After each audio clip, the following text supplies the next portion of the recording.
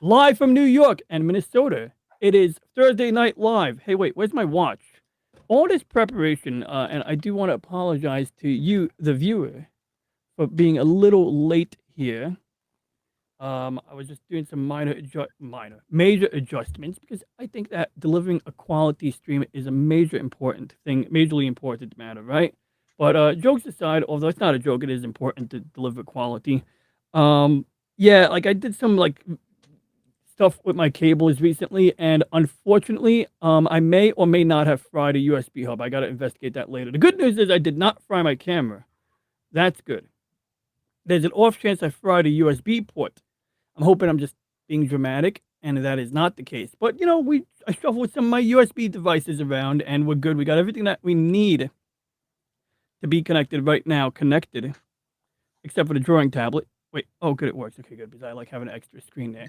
And we do have someone in the back room, if you call it the green room, I guess you would call it in studio parlance. We do have David Rex Glenn, whom I don't know if I programmed into the stream element spots, but we'll do that soon because I got a list that I got to put into that. And David Glenn does have a channel and does some pretty cool stuff on there, like refurbishing battery packs. So, real quick, while I get David in, I should give a heads up. Audio might make a slight buzzing sound. It's not the end of the world, frankly. It comes and goes.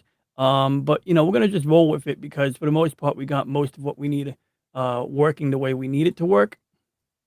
So I'm just gonna quickly inspect a couple of things, make sure that I have all of my things in order here. Oh look, oh Curtis Selby's still streaming. Interesting, cool guy. All right, so hang on. Okay, no gamepad. We're not gonna need a gamepad tonight. And yeah, let's get David in here. Yo, Dave. Oh wait, hang on. I hit the wrong button. There we go. You're here. I just gotta switch you into dual screen mode. What up, Dave? Howdy, how are Oh, you? that's good. I'm great. I'm great, and your audio sounds great right now too. Okay. So I neglected one thing. Well, not really neglected, but I got to open up the YouTube Studio because I like to see what the chat is doing. And tonight we're not going to play any copyrighted material. Well, we might, but we don't plan on it. Um, but when I play copyrighted material, I find it very valuable to have the YouTube Studio opened because it tells you like right away, and you can basically like pause the video before it even stops your stream or interrupts your stream. And yeah, we already got people in the chat. We got Lady Mist. We got David Glenn. Hey, David Glenn. Thanks for tuning. I'm so glad Dave tuned in to see David today. But jokes aside, I appreciate that. You know why? Because when I'm a guest on anyone's show, I don't always do it, but I try to um you know put it on my TV or put the stream on one of my screens so that we can give the view, right? Like just because I'm on the show, why should the person be deprived of one viewer? And let's see here. And chat, I'm not sure my audio is too low or too loud, but my goal is to try to normalize my audio levels by the to the to David. So if my audio levels are much louder or too low, you all let me know. And let's try to put this view on for now, and then I'll kick into full screen mode when we do the thing because Sounds good. we're gonna have something cool to show. But real quick, we're gonna get my Dell monitor up, and what we're gonna do tonight is we're gonna take my webcam. We're gonna move it over about there. We go. So now we don't have to worry about that whole me looking like Wilson from Home Improvement type stuff. Yo, bro, Wade, you have no idea the war zone I created around my desk while trying to manage my cables. Well, I mean, I'm managing them, but um, sooner or later I will find a battery charger for a Game Boy Advanced, or I will just order one because I mean these days what's cool about these retro consoles or retro handheld consoles is that you can buy a USB charging cable that you can plug into a standard phone charger, or you can plug into um, a USB power bank, and I think that's really cool. How is the audio chat? Because I know my VU meter is a little on the low side, but I think we're good. And let me see. I'm gonna crank it up just a tad. I can always lower. Oh, that's weird. Wait. Why is the filter doing that? Why? Oh, you know what? We're not gonna go crazy about it. I do feel like the audio filter is slightly disobedient right now. I don't quite get it, but yeah, I don't know. I'm just sometimes you got the proximity effect on these microphones, but This is bizarre. I might even crank up the volume right now by hand. Testing 1, 2. Testing. Okay, you know what? Good. We're good. All right. So Hey, you sound good to me on my end, but yeah, I'm just always. It's like I have this volume control knob that with the preamp, I have to adjust it like on a hair. It's like that. So real quick, we're gonna do a couple of things. I'm gonna pull up Google Earth so that we can look at Mars. Ironically enough, I'm gonna open up Google Earth Mars. I guess you might call it. We're also gonna get the chat on screen because I know we want to see the chat, which means I have to go and open up the chat window. I'm gonna put it on my bottom monitor today because we're gonna hook it up here. We're gonna hook it up. We're gonna have the chat window on the bottom monitor, and we're gonna do something real cool here. And then I just have to turn on the plug-in. Yeah, so basically all of the time I would use in adhering to my checklist went into fixing my own audio and video because of the juggling of devices that would normally be on a USB hub. But whatever, we have a whole week before the next show to figure out what is what. So how was your day going today, Dave? pretty good. It was colder than all get out. It was like 6 degrees all day long. Oh, that's nice. I'm fascinated by when it gets excruciatingly cold because it's I don't know, it's like being on Mars. Speaking of Mars, not that I didn't even mean to bring that tie-in up, but it works because we are going to be talking about Mars today. And well, basically what happened was David sent me this link on for the benefit of the chat. Dave sent me this link on Twitter X, and it was about this weird rectangular structure on Mars. I'm going to pull up that imagery in a moment. Right now, we're just going to kind of like switch over because we're going to need Google Earth. It's going to be helpful, or Google Earth Mars, as I call it. Because I mean, I clearly open up the app, Google Earth, but we're clearly looking at Mars, and that's because in the Google Earth app, you can like pick. You can't even see. So this is funny. Also, I don't know if this is the update, but when I click on that button, I just clicked on a button that looks like a planet down here, but the menu for that button comes up on my top monitor. So like this menu is what spawned in relation to that button. But you can see clearly, like if you had a single monitor set up, this is the menu that would pop up, and it would be on Earth by default. Sky would be literally like a planisphere type situation, I guess. You'd be looking at the stars basically in from the inside of a sphere. And then you got the moon and Mars. And so, of course, because today we are going to talk about the face on Mars in the Cydonia region. And boy, oh boy, we got some, we got some pictures on hand here to go along with that. So I'm going to quickly pull up the post that David sent me on TweeterX. And we'll take it from there. And I remember when Elon put out a post, he said, hey, design a logo for the new Twitter. And my thought was just like, just use the SpaceX logo. Just make it TwitterX. But he wanted to call it X. So let's see. And also, I don't know if somebody chose that logo. I feel like Elon picked the logo from his own idea, because I believe that's an actual mathematical symbol. But that's off topic there. I'm going to pull up that. There we go. So we actually have multiple things here. And oh my God, I can't even, I forgot. I sent these funny pictures from a training I did in one of my jobs. And you ever do the, you ever do the harassment prevention training, and they have a picture of the sleazy boss touching the shoulder of the female employee?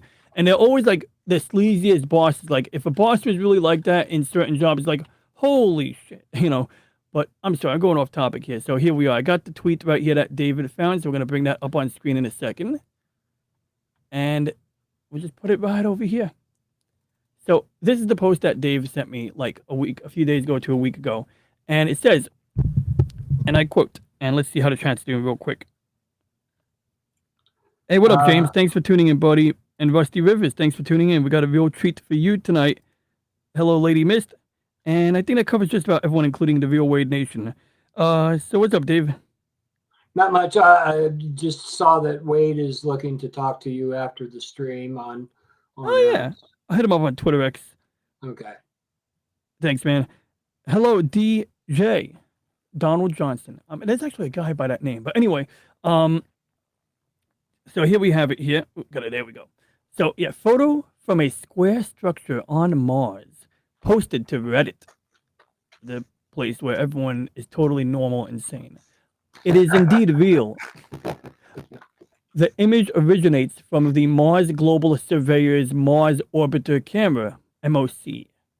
The original image can be viewed through the Arizona State University's Mars Image Explorer, and you pointed that out to me. So, luckily, one of the people who posted a community note, which is effectively like a sort of like a literally a community-based fact-checking scheme, like users of Twitter.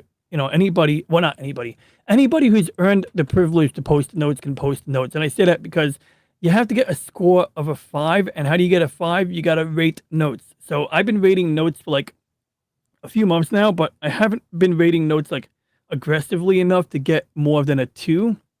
But if I did it enough and I was doing it correctly, I guess, and it's very weird because like it uses like a weird formula. It's not purely consensus based, and that might sound kind of counterproductive, but it kind of makes sense in the context that it maybe helps to harden it against brigading so that people don't just brigade the notes. But you'll notice that there's a pattern on Twitter. When Elon posts just about anything, it will be it will get a community note on it, and sometimes the notes are valid, and other times the notes are like, the response to the notes will be no notes needed, stop abusing the community notes, this guy's only posting opinion. Now if the opinion is incorrect and he states it like fact, then yeah, it's not beyond reproach. But yeah, there are times where people will post a note about just about, like just about anything when it's really not necessary, when they could go to the comments. Because yeah, notes are nice for getting context.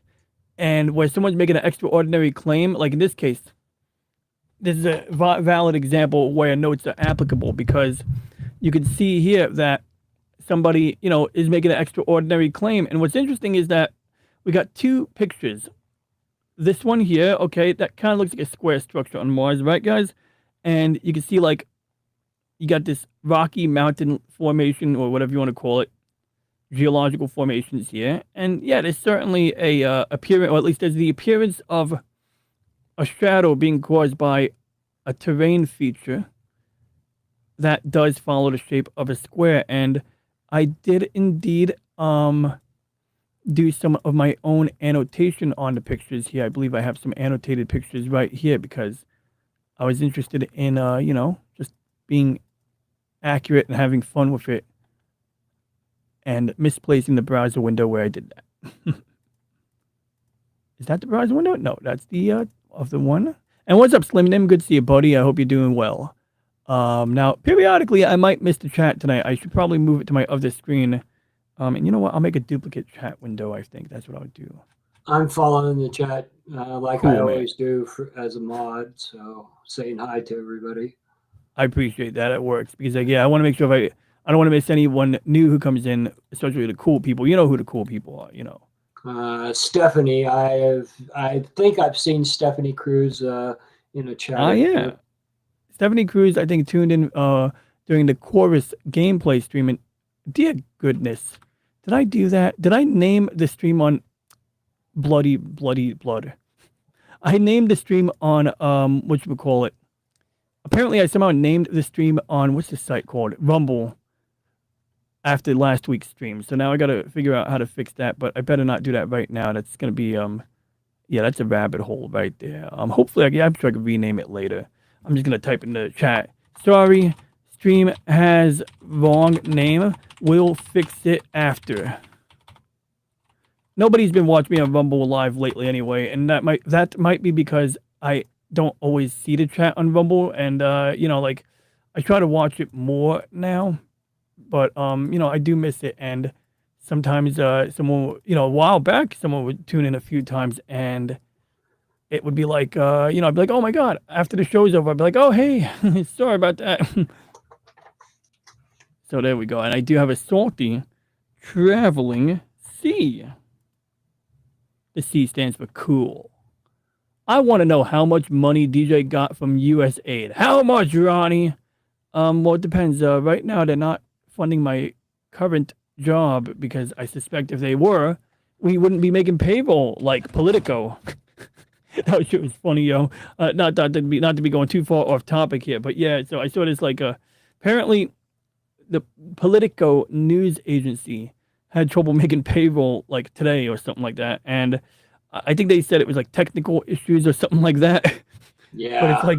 it's like the U.S. aid files seem to indicate otherwise, and I really don't want to go into the political rabbit hole, but it is an interesting debacle because while some might express concern that like a billionaire is involved in administration doing this stuff, it's like, well, hey, at least it's out in the open. I think one of the issues is when billionaires are pulling strings behind the scenes, and that seems to be okay to the same politicians who are forming these protests. But I get it. There's like an interest group. There are people whose jobs are disrupted in other areas and government agencies, and so it's pretty easy for the union to get people to show up and protest that. It doesn't mean that it's like they're not all paid protesters necessarily, right? But that's a whole other rabbit hole. Let's please not go down that rabbit hole today. Okay, so that's funny, man. It's business. It's not personal, Sonny. That's a Bronx Tale. I think it's the Bronx Tale. I love that movie. Yeah, it's a good movie. Hey, I'm hearing my voice out of these headphones. Hey, I didn't think of that. I could actually do the audio monitoring. Oh, good. Wait. I got great news, Dave. Our level is reasonably normalized. Cool. I love it when things are normal.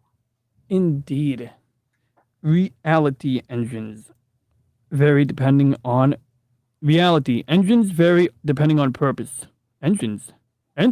Where do we get engines from? Opinion. Here we are. Maybe this is why. Opinion. Oh, I see. We're talking about the community notes system. Opinion. Okay, I'm going to get back on topic in a second. Unless this is on topic. Opinion. If the 302 DZ Chevy is superior to the 302 Ford. Fact. One is a racing engine and the other is a mass-produced V8 in both high torque and high power configurations.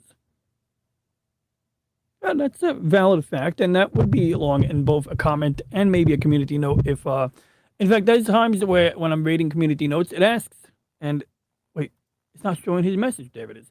There are times when I'm reading community notes where it does, give me the option to pick important context provided, and it makes a lot of sense to me. It's like, okay, yeah, you need to point out when context. Another one is non-biased language, or uses biased language, vice versa. And that's a little bit trickier, I think, to isolate sometimes. But, if someone's stating a fact, even if they have a bias, it's not using biased language. If you call someone a buffoon, or you're like, oh, you dumb, this political party, name, insert political party name, then, yeah, that's going to come off as biased, And Apparently your mic is a little hot. Because I got, huh? Oh, it might be. Okay. It might be. I'll make it a little lower. There we go. Most likely, U.S. aid cost Ronnie money.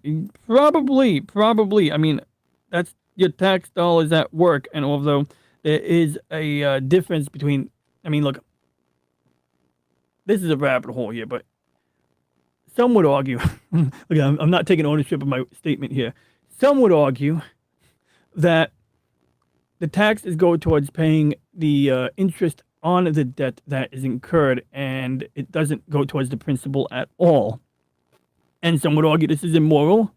Others would argue that this is functionally necessary to the mechanisms of our system, our financial system. Fractional reserve banking is what gave us the funding for the dot-com bubble, which is a double-edged sword, or AT&T Bell Labs getting the funding they needed. And going down another rabbit hole about regulatory stuff, an argument that I found kind of appealing is that when the government in the 80s killed AT&T's monopoly, broke up AT&T's monopoly through the antitrust proceedings, they killed the golden goose that was AT&T Bell Labs. Now, maybe there was no other way, but I don't know. Maybe there could have been another way to like deal with that, because that was a valuable asset. The innovations they came, right?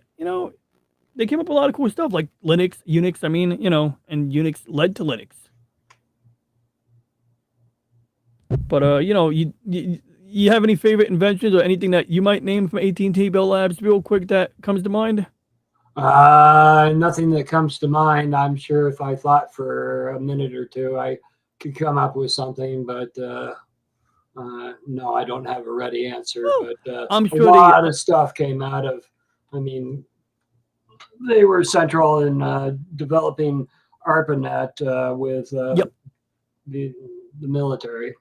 that's right. That's true, and that's critical there. And I was gonna say they reinvented. They probably reinvented the bell at least once, but I don't know. I'm making up stuff now. Let me know if you find any not debunked. Well, we're gonna debunk them tonight, bud, or we're gonna try to, or we're gonna just have fun. Hey, what up, Stephanie Cruz? I see your name there. Howdy to you, and thank you. Warp speed. All right. And what up, low spec Linux laptop? I mean, low spec Linux gaming. I have an 8th generation i5 on my laptop. If I play games on it on Linux, is that a low spec laptop by today's standards?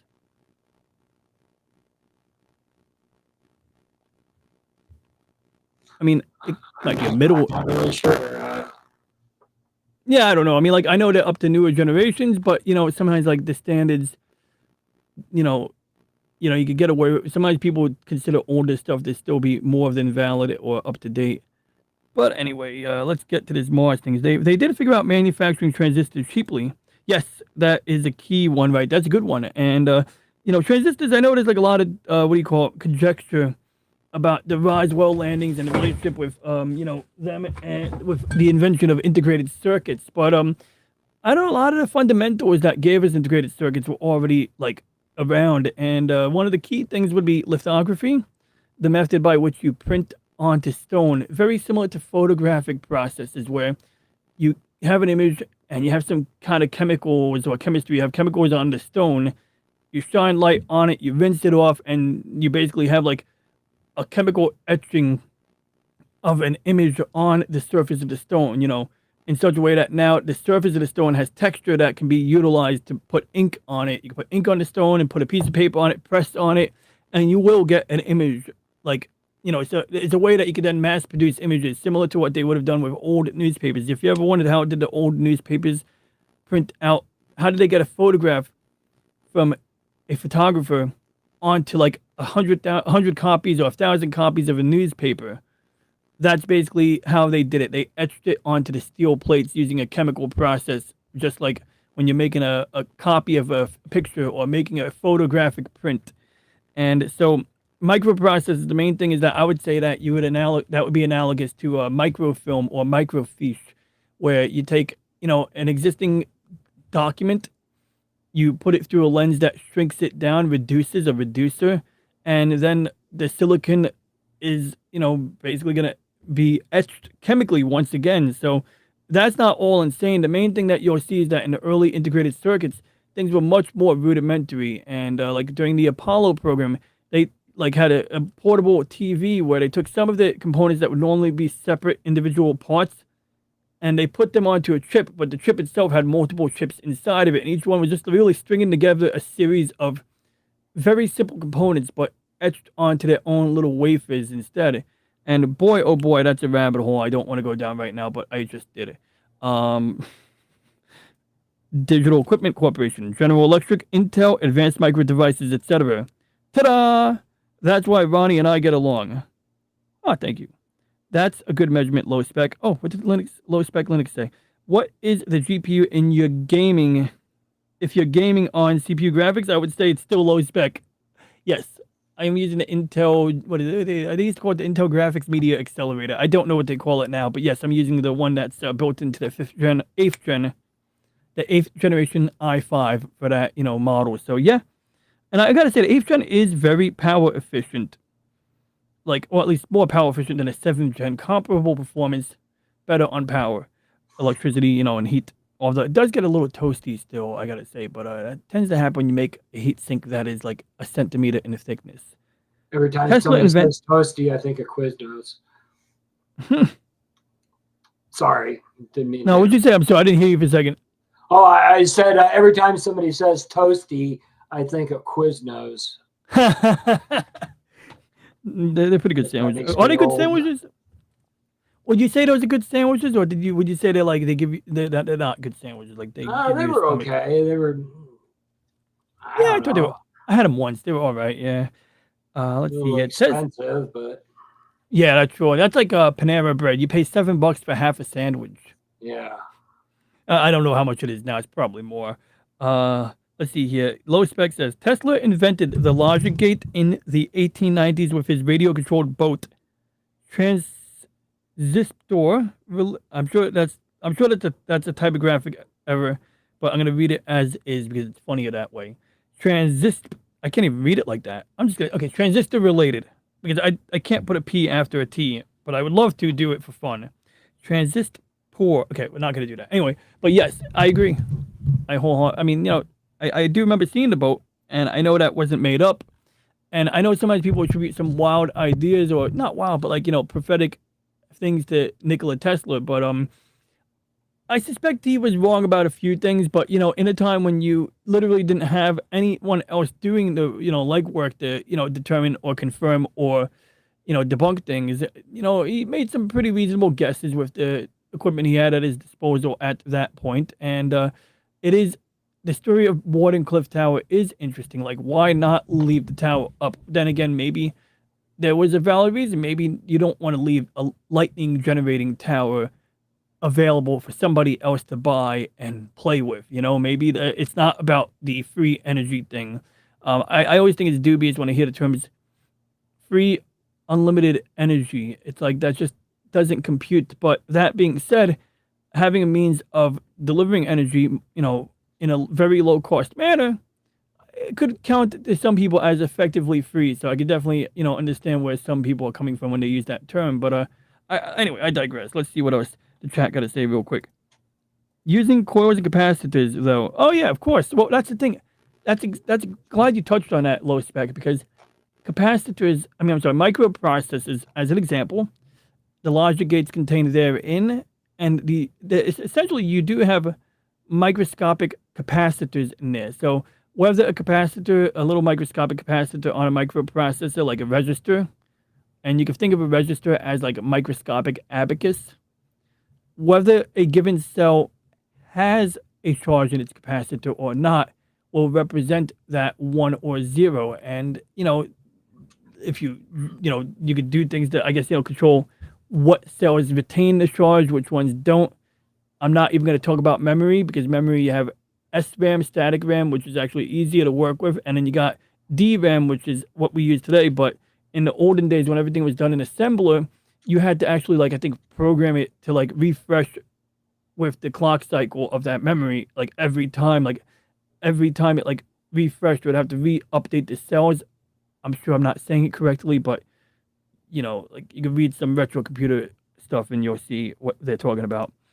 And there's a black rock down every rabbit hole. Oh boy, not going down that rabbit hole.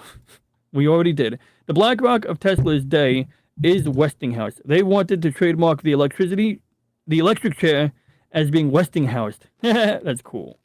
I mean, I know it's like little diabolical. I don't know. It's kind of funny to have that. Logical operation performed on one or more binary inputs that produces a single binary output. Can I just hold my drawing tablet like this and read from it? Might have to bring the Google Nexus 7 tablet back into operation. Let's see here. While a powerful businessman, he was all about the Benjamins, unlike other investors. We talking about J.P. Morgan or Michael Westinghouse? I made up the name. He's got a name, but I forgot what it was. Something William Westinghouse? Walter Westinghouse? I can't remember. I just know that he originally offered Tesla like a dollar a watt generated or something outrageous like that. And then his board of directors said, that's not going to fly. So we had to renege on that to Tesla. Wow. That's interesting. I gotta look into that. After World War II, when computer hardware manufacturers attempted to patent digital logic gates in general, the U.S. Patent Office asserted Tesla's turn of the century priority in their electrical something implementation.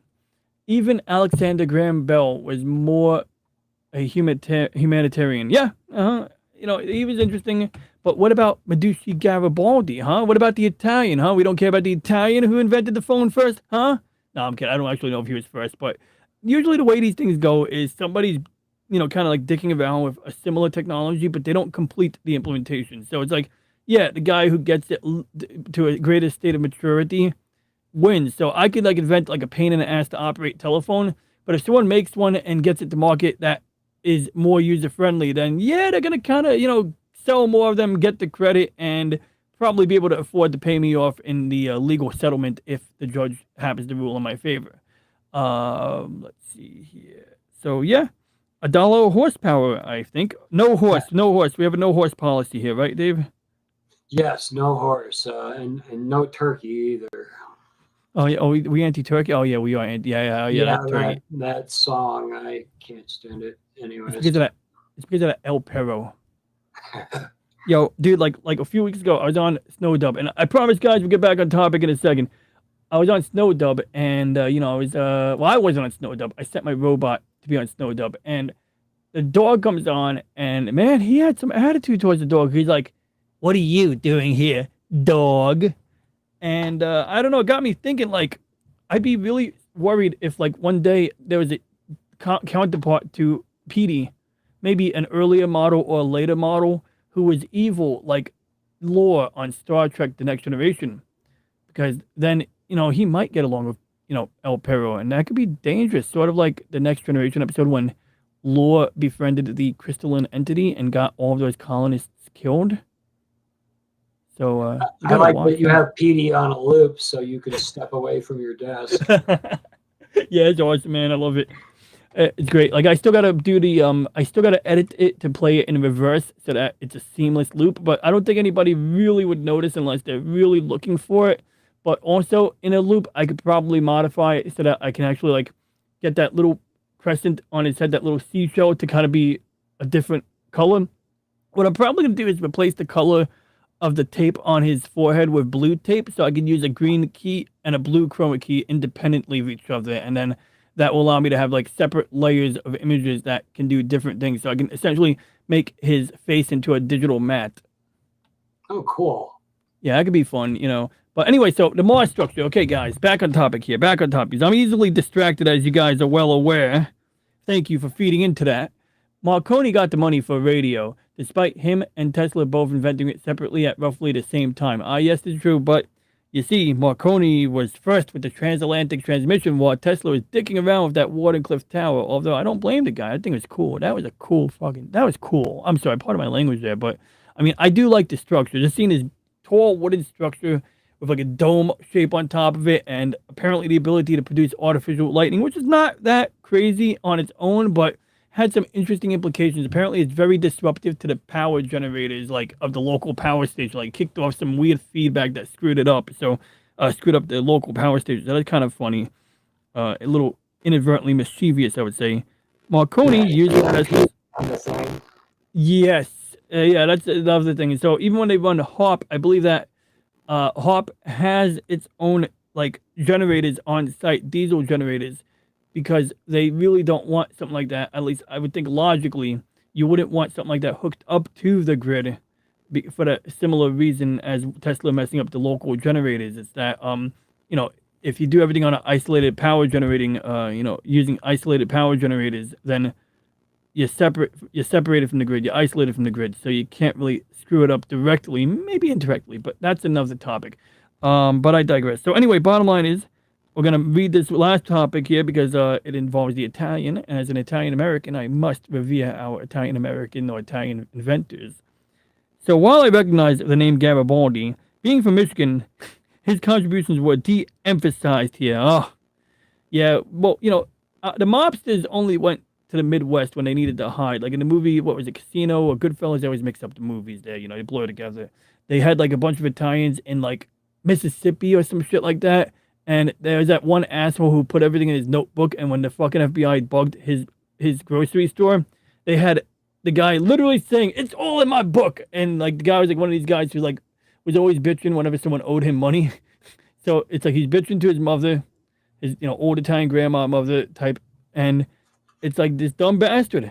He blew the lid on everybody by explaining, by basically explaining the whole entire operation. But anyway, see, I'm easily distracted here. But I do want to say hello to somebody here. Special guest, we have Janet from another planet. Now, I don't know if you're from Mars, but we are talking about another planet today, and it's wonderful to see you, Janet.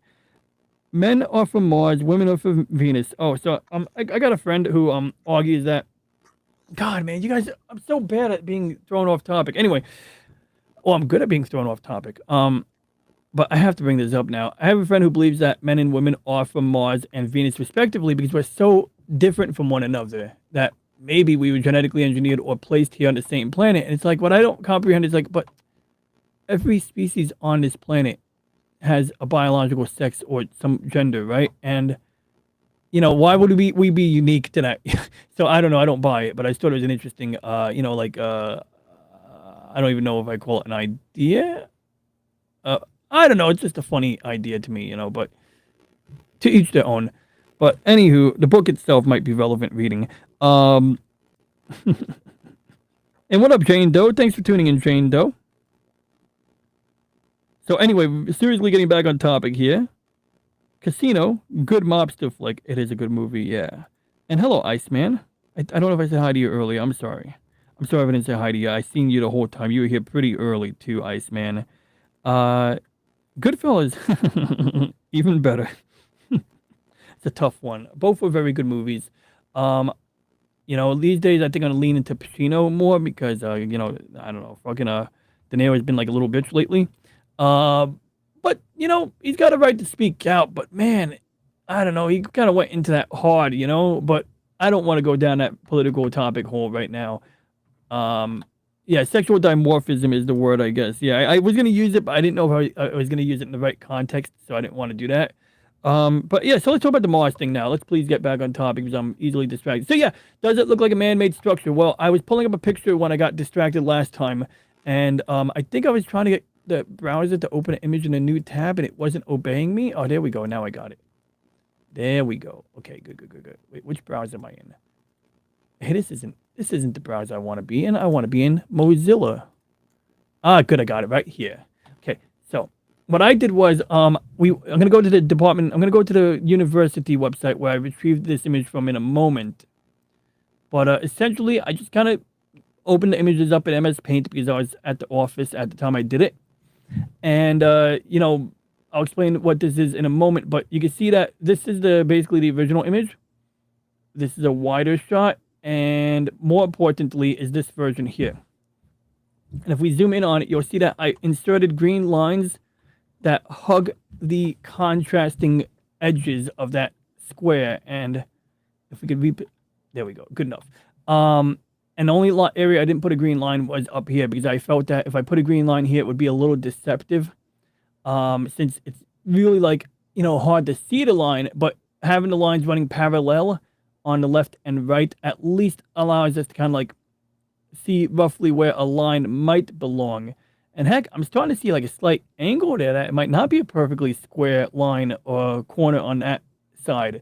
But when we were looking at the image that Dave's in the original post, I should say, that Dave found, his image one, which resembles more or less the image that we were already dealing with. I say more or less. Then this is image two, and it's I don't know what the F this is. But and I don't know why the word animation says animationufoblogger.com.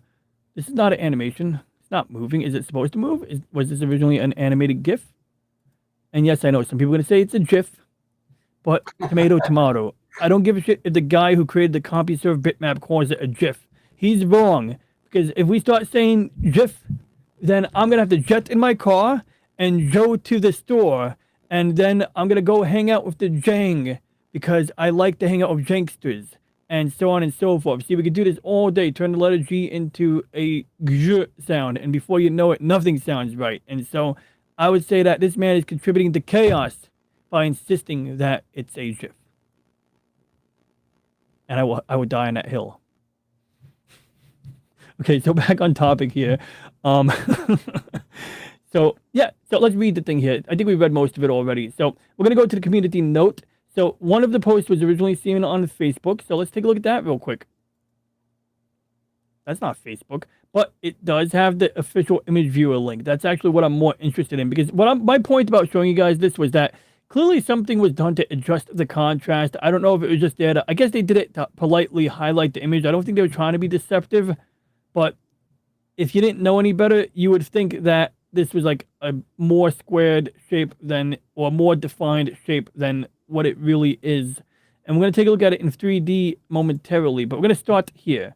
So this is the Mars ASU, what is that, Austin State University? What is ASU school? It's got to be a school. Arizona, I believe. Ah, yeah, Austin. Why would it be Austin State University? That would be a city in Texas. Anyway, well, I guess they got what? Texas got Texas A&W, root beer A&W, Texas A&W. Yeah, we're going to just call it that. But anyway, on this green image here, I believe this image here uses the colors in order to indicate points of elevation. So it's like sort of just a convenient way for you to quickly see the elevation. We can replicate that in Google Earth. And what you're seeing is you're seeing a large crater on Mars. And in that crater, we have this red box. So this red strip, I should say, represents the imagery that we're about to look at. Now, what's funny is, yes, you can download a TIFF. You could download a TIFF. You could download a bitmap. You could download a GIF. You can, let me make sure the image comes out. Oh, the chat's on screen. That's cool. I didn't even mean to do it like that. I might even leave it like that. It looks kind of cool. But no, we're gonna clean it up a little bit. We're gonna just crop that. And we're gonna shrink it because you guys are blocking my spotlight. I'm joking. I don't really care. There we go. I'm getting a haircut tomorrow. Did you know that? I was not aware. I just want everyone to know I am getting a haircut tomorrow, and that's why I didn't put any hair product in my hair today, because I like to go there, make sure it's clean and fresh, so it makes it a little easier for the girl to wash their hair before it gets trimmed, chopped, or otherwise buzzed and scissored or something. So anyway, the reason okay, so where's my GIF? I'm sorry, my TIFF. This is a TIFF, not a GIF. Yes, here it is. Let me just check something real quick. I want to see if there's any other images in the folder. Okay, good. I cleaned my image folder out. I just want to make sure that when I click the, like you have one of those mouse pointers that has the horizontal scroll wheel, it'll automatically go to the next image in the folder. And I didn't know what was in the folder, so I just cleaned out my whole downloads folder just to be on the safe side. You never know what's in there. And I'd just like to say, James, I agree with you. The letter C needs to be yeeted out of the English language. See, well, you got a fair point, because there was an episode of Stargate Universe where basically humans got pulled back in time who are on the other side of the known universe, and they started a civilization. So people from our era started a civilization, say 200 years in the past, on a far-off world, and it became a pretty developed world as time went on. And by the time things went south, one of our teams of characters, the main characters on the show, visit this planet, and they see it's a developed planet.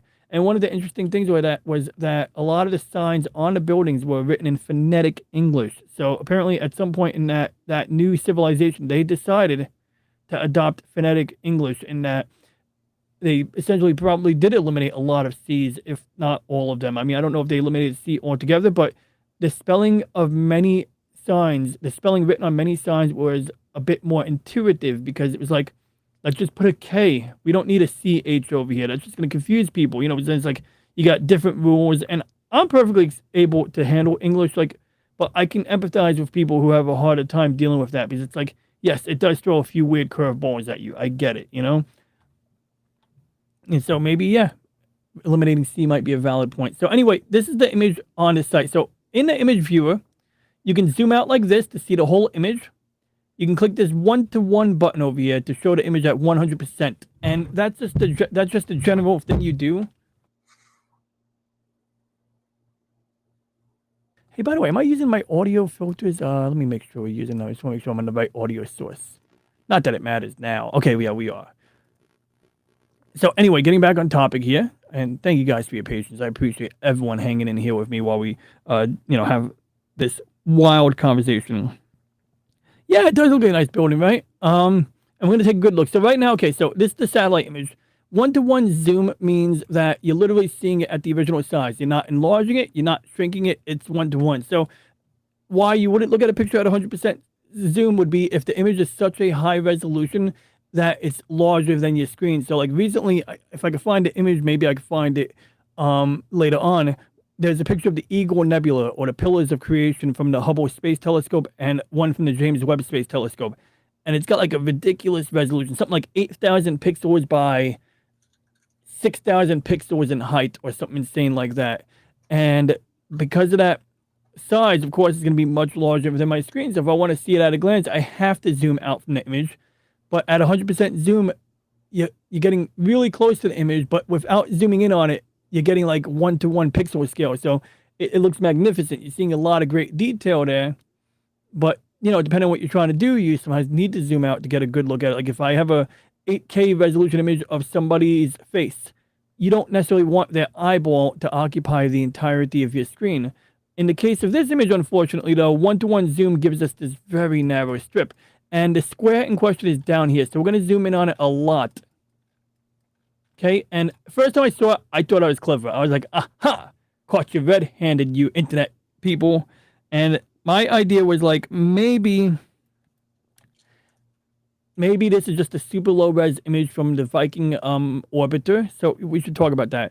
So how did we get these pictures? And this picture, by the way, we'll get to that first. But let me explain. This picture here, terrible representation, because what's interesting is over here on the website we have a built-in image viewer, and there is a button that will zoom in at 100% zoom, I believe, or I think it'll do. There we go. That's like more already. You can see that image that we're looking at here in my browser is already wider than the image I downloaded. So I don't know what the point of these links are. I don't know why they scaled the image down. I don't know if this is AI upscaling or what, but this image is clearly better. So I found that moderately frustrating. But the good news is we have coordinates. I'm going to punch those coordinates into Google Earth in just a moment. But before we do, and I got a treat for you already. So I didn't mean to show you this pyramid. It's not really a pyramid, I don't think, but I don't know. We're going to take a look at some stuff that looks like pyramids. That's actually the exciting thing tonight, I think. Almost more exciting than the box.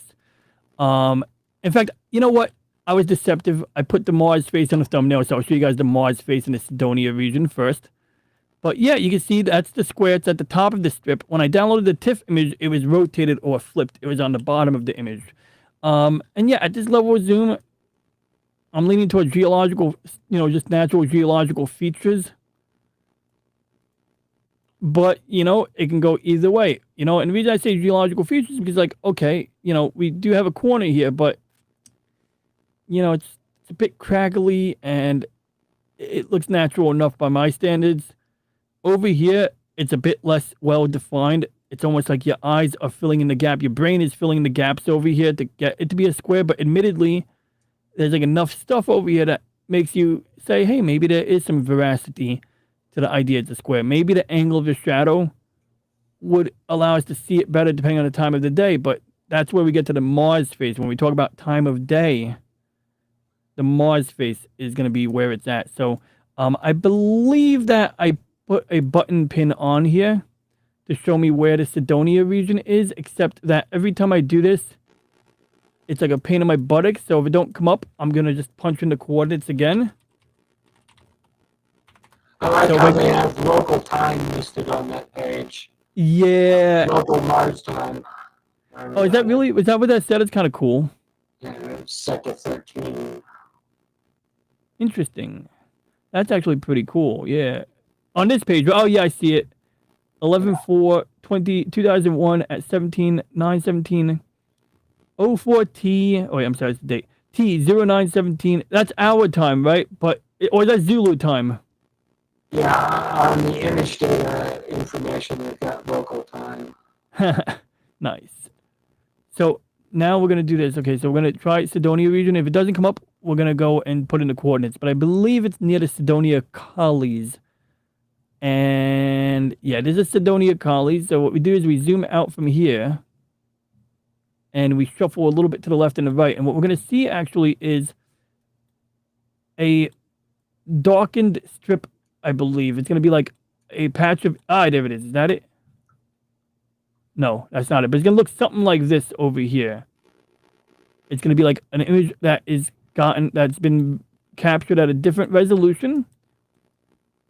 Or a different, spectrum. A different filter. A different set of colors. And if I don't find it immediately, I will just go and punch in the coordinates. But luckily, the coordinates will come right up. Google was actually pretty good.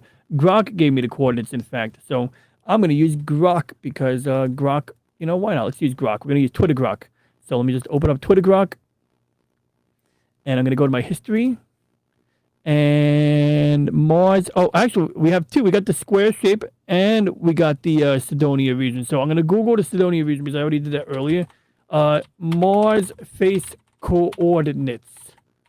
And Google says it's at 40 degrees north, 9.6 degrees west. So all we got to do is this. And look, it's not far off. We're going to be scrolling over there. And there we are. Boom, boom, boom. And it's right here. To the left. To the right. Okay, so now I'm going to scroll over. We're going to pan. We're going to spin the globe. And yes, I know the first thing you're all going to say is that, hey, that's not the face on Mars. And yeah, it's not the face on Mars. It is the face on Mars, but it doesn't look like the cool picture from the Viking orbiter. So let's go ahead and get the Viking orbiter image back. Because I know you guys, want to see the cool image that supports the cool conspiracy theory. I get it. I want to believe in the extraordinary too. But jokes aside, I remember when I was a kid, I saw this like on TV, like on Thanksgiving, and I thought it was the coolest freaking thing. I was like, oh my God, it's a face on Mars. How badass is that? So now, there's a couple of things I noticed about this image that jump out at me. The recurring black dots. Are black dots a common feature on Mars of that type, of that scale? There may be another explanation for those black dots, but before we go there, we're going to take a chance with the Wikipedia article because it will at least give us enough information for me to plug in some key things. So, for example, I want to show you guys, okay, does it have the word Viking? Good. Okay, so second image from Viking 1 and Viking 2. So apparently the image was detailed by both orbiters. And so when we sent the Mariner lander to Mars, we sent it on one of the Viking orbiters, I believe. I forget which one. And we could type that. We could do like, Mariner lander Mars. And Mariner 9 was launched successfully in 1971. It became the first artificial satellite of Mars when it arrived in orbit, where it functioned in Martian orbit for nearly a year. No, I said lander, not orbiter. You can't tell Google that I didn't say lander. I did say lander. Maybe it's not called the Mariner. First Mars lander. How about that? Oh, I guess it was called the Viking 1. Okay, so I'm mixing up my stuff here. Maybe the orbiter was the Mariner and the Viking was the lander. And we got Carl Sagan here wearing a winter coat instead of a sweater. Oh, he's got a sweater. There's a turtleneck. And the flat earthers would say, that looks like it was put together in your garage on a weekend. It can't be real. But I would say the fact that it looks like that makes it real. But anyway, that's a different topic. So, okay. So that means that the Viking lander was on the thing. I could swear it was backwards, but whatever. Okay, so let's just roll with it. Okay, so here we are. We got the Atlas rockets, which are like basically repurposed ordnance. Mariner 10 Atlas SLV Centaur. Ooh, they used the Centaur booster on that bad boy. It's a big motherfucking. It's an extra rocket that they used once they're in space to give it a bit of a speed boost. First flyby of Mercury, so they did some gravity assists using Mercury before going going towards Mars. Okay, and Mariners 1 and 2 were two deep space probes making up NASA's Mariner R project. The primary goal of the project was to develop and launch spacecraft. Wait, that's Mariner 1 and 2. We don't care about 1 and 2. We want the lander. I'm a little disappointed here that they're not giving me the simple, no nonsense. Like, I'm typing the word lander into my Control F right there, and I expect it to give me what I want. Okay, that's really disappointing because I wanted to give you guys really cool information. Okay, so let's see here. Okay. We're just going to get back to fundamentals here. So bottom line is one of the Vikings sort of face on Mars, right? Let's just get back to it. So let's do that. Okay, so the mission to Mars. Viking orbiter images of Mars CD-ROM. Image numbers for these are blah, blah, blah. Okay, that's cool. Let's just get the basics here. Later imagery. Okay, so there's another thing relevant. So bottom line is you see the original image. We see the face. The black dots that give the image a speckled appearance are data errors. Okay. That's kind of helpful, actually. So those are just data errors. Cool. That's pretty easy to agree with. I think because just the recurring dots that don't look like normal terrain features on Mars. So it stands to be reason that some data drop out. That's not a surprise. And so essentially, I wish I was being more accurate here, but to save you guys from me wasting time going through the articles and trying to use the Control F search function to get the right information here, I'll just give the basic overview. We sent orbiters to Mars to scan from orbit to take photographs. During that process, is my frame rate a little low? Whatever, I'll deal with it later. During that process, they sent a lander down during one of those missions, and that was I believe I keep mixing up Mariner and Viking landers, but yeah, I think it was the Mariner lander. And that was not a rover, it was a stationary probe that just kind of settled down on the ground and measured the temperature, took pictures, from a stationary location, and it could stay there for a pretty good while, right? It had its own, some kind of power source, I forget if it's solar, I think it was solar. But whatever it was, it just chilled out there. It wasn't until later on that we sent some rovers there, like in the 90s. We sent the Pathfinder rover, and the Pathfinder was about the size of a large remote control car, like about that big with 6 wheels on it and a large flat solar panel on top of it. And it got some of the early 3D pictures, I believe. And later on, we sent the Opportunity rover and the Perseverance rover. And interestingly, one of those I think had issues where sandstorms caused the solar panels to get covered in dust. And so later on, now I think they actually had to work on a method of vibrating the solar panels in order to get the dust off of them. Come up with a way that if you ever have a sandstorm, you can get rid of the dust that blocks the power. But they also, I believe, one of them had a plutonium power source. I think it was more there to just keep the instruments warmed up when there was no sunlight. So the idea was that you use this plutonium source to kind of keep things hot, but kind of covering a lot of ground without checking our sources here. So don't take my word for it. But now we're going to get back to the pictures here. And so the bottom line is that, that was the old image, and later imagery, more than 20 years later, Viking 1 images were taken. A succession of more than 20 years after the Viking 1 images were taken, a succession of spacecraft visited Mars and made new observations of the Cydonia region. These spacecraft included NASA's Mars Global Surveyor from 1997 to 2006, the Mars Reconnaissance Orbiter, which apparently is still there since 2006, and the European Space Agency ESA's Mars Express probe from 2003 to allegedly present. I assume it's still up there. They would update it, I would assume, if it was not. In contrast to the relatively low resolution of the Viking images of Cydonia, these new platforms afford much improved resolution, which actually is true. For instance, the Mars Express images are at the resolution of 14 meters or 14 megapixels. 14 meters per pixel. That makes sense. Or 46 feet per pixel, meaning that the smallest feature that you could distinguish on the newer images is something about, for the Americans in the audience, people who use the freedom units as opposed to metric. That means that the smallest feature you can identify is about 46 feet. Actually, not even. It means that 1 pixel represents 46 feet. I mean, you can't distinguish anything within a pixel. But I guess if you had 4 or 8 or a grid of 20 pixels, then now you're talking about something that's a couple hundred feet, maybe up to 1,000 feet. And so you can essentially distinguish objects, I guess that would be roughly maybe half a mile, give or take, so many meters or feet. But anything smaller than that, is going to get lost in the noise, basically, as I comprehend it. By combining data from higher resolution stereo camera, now this is weird.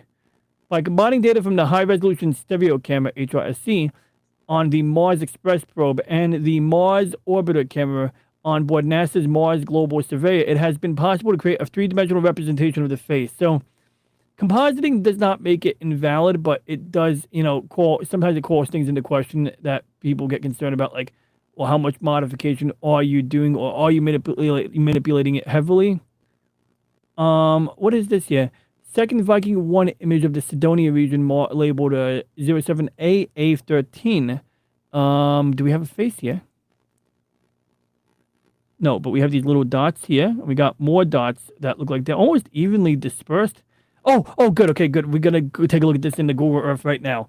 So near the Mars face, what makes the Mars face even weirder is the the mountains near the face.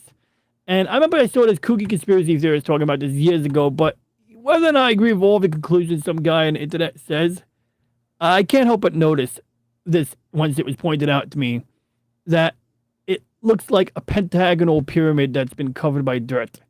And it's not the only one in the area. And so it brings like I don't know if it calls the other, observation into question. I don't even think this is the same area as the face. Oh, here it is.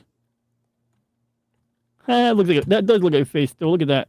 It looks a little bit like less like a face, but I know it's a low res image, guys and ladies, but you can see the face right there, or you can see that this is done at a different date, on a different date, different time, potentially different lighting angle, and this might actually start to look a bit more in line with the image that we're about to look at in Google Earth.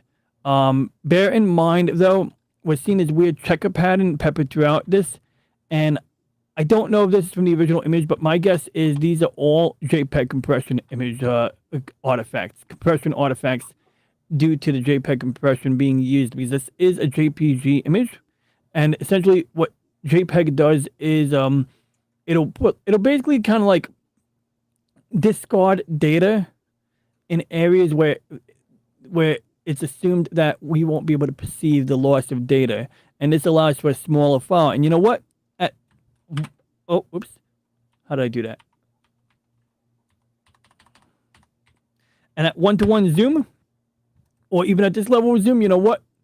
I can't see the compression artifacts from here, right? It's not until I zoomed in on it that I could really notice them. But they're definitely there. You just saw them when we zoomed in on it, and this is what allows a JPEG to become much smaller, which was very handy back in the days of dial-up. So now we're gonna get back to Google Mars Earth, and yeah, a little disappointing, right? I mean, you're expecting to see this face here, and you're getting this like weird scan that's like pretty good quality. I mean, I guess they went out of their way to get a better scan in order to kind of like put the rest of the conspiracies, or to see if they can confirm it, maybe. I mean, it still seems to have like enough of a resemblance to a face. Maybe like Jay Leno with the big chin. Or maybe like a chimpanzee like Ham. Ham is the chimpanzee who we sent to space before Alan Shepard and Gus Grissom and the other Gemini Mercury program astronauts. I always mix up Mercury and Gemini. Gemini. It's actually Gemini, man, which annoys me, but it's that's how they pronounced it, so I can't argue with that. Gemini program. The Gemini program was one of the programs that they did before the Apollo program, where they essentially repurposed ordnance to make them into rockets in the meantime before they can go to space. I believe Mercury was the first one. That was what they used, like repurposed ordnance to go on a non-orbital ballistic trajectory. And I think Gemini was the one where they went and had a 2-man crew. I might be mixing up some details here. I think they actually had more than one rocket booster type for the initial Mercury program. So one of them was ballistic. The other one was an orbital class rocket that John Glenn went up on. But that's another topic. So what's interesting here is, Dave, what is this? It says Melissa, and it looks like Petey. That literally looks like Petey right over there. Yeah, it does. Right? And when I click on it, it just says, Melissa is typing to you. Greetings from Mars. Can you hear me? Melissa is using an account on a different planet. There may be translation errors. I don't know if this is a Google Earth feature, like, and it's typing back to me apparently. The highest point on Mars is the top of the Olympus, on the top of Olympus Mons. It's 16 miles high, which is pretty cool, by the way. Apparently a feature of planets with lower gravity than Earth is that the mountains do get larger. And I do want to say hello to California Ford 44 and Awesome One. But yeah, like, so on Pluto, yeah, you get these ridiculously high mountains compared to Earth. And apparently gravitational pull is a factor there. Perhaps centrifugal force has more bearing due to the reduced gravity. This is ironically an argument that flat earthers will bring up. And what they don't understand is that there's not enough centrifugal force to outweigh the gravity. And if you think about it, no matter what speed the Earth is moving at any given point, it's 15 degrees per hour. So, compared that to a cement mixer, it's far slower. It's just that, yes, at the North Pole, you're not going that much distance if you're near the North Pole. But if you're at the equator, then yeah, you're going to go the highest speed in terms of miles per hour. But regardless of the location you're at, the latitude you're at, whether it be north, south, or the equator, it's 15 degrees per hour. And just like the arms on a clock, the end of a arm on a long, arm might be going, let's just say, half an inch per second. But closer to the middle of the clock, it's only going, a quarter inch per second, let's just say, But yet it's 15 degrees per hour across the entire length of that arm. So, should we ask Melissa any questions? Let's see what the chat says. We're not going to talk about the one that just disappeared. Which one? Did we lose a probe on Mars? I'm interested in that. Did we lose the Europa Clipper? Did we lose the Europa Clipper there, Slim? We lost one NASA launched orbiter the weather orbiter that because of imperial units and metric units. Oh yeah, that was old, man. Russia I thought it lost happened one that yesterday. just up and disappeared. I thought it was like I thought it was yesterday. Yeah, this is an older one because I do remember years ago. Yeah, so it was like either the programming, but basically that was it. Yeah, it was a.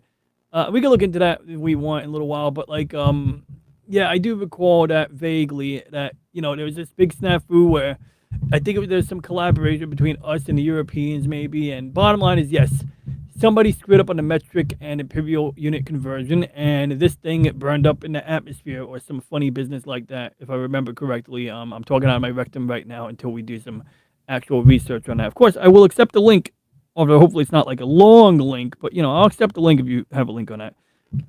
Hey, Crystal Kitten's here? Oh, Crystal Kitten's here. I'm sorry, Crystal Kitten. I didn't mean to not say hello to you. Good to see you, Crystal Kitten. Crystal Kitten is a friend of many friends, and it's good to see you. I always see Crystal Kitten at Chaos for you, 728. Are you staticky, James, or is it just my voice? You're staticky, but I'm just pretending that I'm talking to you Okay. for noise. So Next time I'll fire up Easy Effects. You sound good all of a sudden. Noise cancellation. Did you just turn on Easy Effects? Because right when you said I'm gonna fire up Easy Effects, your voice got clear again. Did you do something like move away from the microphone while saying that? I was scratching my head, but okay, scratch your head throughout the entire stream. No, I didn't fire up Easy Effects because. Well, it's weird when you started saying that, like the sound cleared up miraculously. But whatever you're comfortable with doing, no worries. I'm gonna keep rolling, and no pressure either way. But if you mess with it, you turn on Easy Effects. If it sounds better or worse, I'll certainly let you know. Let's see. The wind tends to carve vaguely diamond, the wind tends to carve vaguely diamond like a baseball diamond, not diamond. Vaguely diamond shapes over a very long period. Fascinating. And look, it's like the Giant's Causeway. So like I know this is not really about the face right here, but when we're talking about the Giant Square, because I know I've been all over the place. So let me see if I can find an example. Yeah, oh, that's it right there. It looks like some cute, that actually looks like some cute little castle type shit right there. But if you look at this picture that I can't click on, so we're gonna just go to Google image search instead. Well, I believe it's in Greece or some other country. But wherever this is located, this is a formation on the coast, I believe, and they look like a little pentagon. Well, that's Ireland. Ireland, gotcha. Yeah. And these are hexagonal structures, and I want to say it's got something to do with the molecular structure of the minerals. But let's see. It's basalt. Basalt. Okay, so that would do it right there. And let's see if they, if they have any keywords, like what causes it. The result of an ancient volcanic fissure eruption located blah blah blah. It was declared by a UNESCO World Heritage Site. I just want to know the technical reason, if they have a nerdy technical reason. Reason for Giant's Causeway. I want to know the nerdy explanation, whatever you want to call it. Legend has it. No, I didn't ask for the legend. Jeez, man. This hippy dippy stuff, yo. No, I'm kidding. But let's see here. But the exact temperature at which the cooling lava cracked has long been a mystery. Okay, this is a bunch of I did ask for it, but now I'm regretting asking for the long-winded scientific explanation. My bad. But David is right. It is a volcanic rock called basalt from deep inside the Icelandic. You guys want me to read that word? Oh, yeah. I love the Inuit So I'm not going to make fun of the word because I believe that might be an Inuit word. Yaja Fajalajilkul volcano. The same material that makes up the giant's causeway. They then heated the cores, which were about 8 inches long, to more than 1800 degrees Fahrenheit. During the heating, During heating, the rocks began to soften and turn into molten rock. The researchers then used a mechanical device to secure the rocks during cooling, measuring the temperature at which they fracture. This gave researchers a solid estimate for the temperatures at which the giant's causeway started splitting into columns. The result suggests it takes place just below the temperature at which lava turns to rock, which is roughly 1800 degrees Fahrenheit. The researchers described the process in a new study in the Nature journal. I was hoping for more like a. I don't know what I was hoping for, but you can read the article here, guys. I'll drop the link to the Smithsonian magazine, and you guys can have fun with that. I mean, this nature link that they provided might have some stuff, but yeah, they get real deep. They get about as deep as I said I wanted it, even though I regret saying I wanted some deep knowledge onto that. So there you go. Imperial is not ASE. I don't know what ASE is. Warped and not politically correct sense of humor, me. Mercury being a messenger would be one way. Gemini is a twin-faced, looking forward and backwards at once. Huh. You talking about the actual spacecraft? Because I know it's got two doors and with each with their own window on it. On the hatch, I should say. It's got two hatches. Very weird design, actually. Because you would think they'd want to minimize the amount of hatches on the craft. Let's see here. So yeah, like a staticky Borg. Ace Ventura, Pet Detective. That's a good one. They fired the crackheads and had to hire midgets. That will be an interesting shift. Sound like Gump there just for a moment. I am Forrest Gump. Ooh, we have more words from Janet. No, okay. I was just saying hello to people. Yes, I do believe humans lived on Mars before. Okay, fair enough. Yeah. I mean, look, I'm open to the possibility.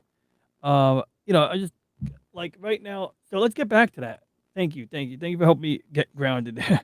Truly, I appreciate it because that's what I meant to do. Imperial Quartz. Wow, that's a rabbit hole right there too. I remember Quaker State Oil. If you think that's an Inuit word, wait. If you think that Inuit word was hard to pronounce, wait until you try to pronounce Lalan Fair Prugelingi Grugri Schwin It's either a road place in Grobrillanan. Wales somewhere. Huh? Say again? Place in Wales. Oh, yeah.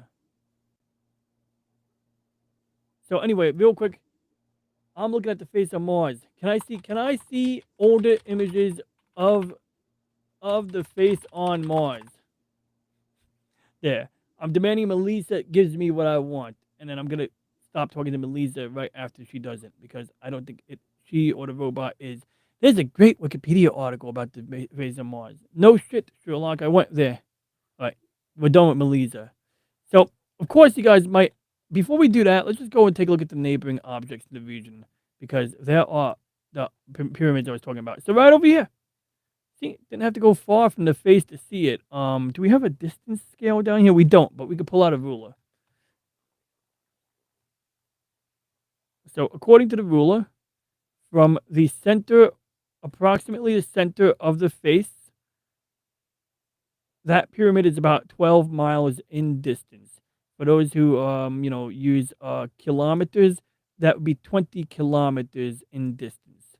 So about 20 kilometers down here, right? We got one pentagonal pyramid. Now the resolution is not great on these. As you can see, it gets pretty grainy as I start to, creep on into it. So what I'm going to do is I'm going to let my mouse pointer get reconnected. There we go. It's funny. People would say, "Oh, I don't use wireless mice because they don't keep the connection."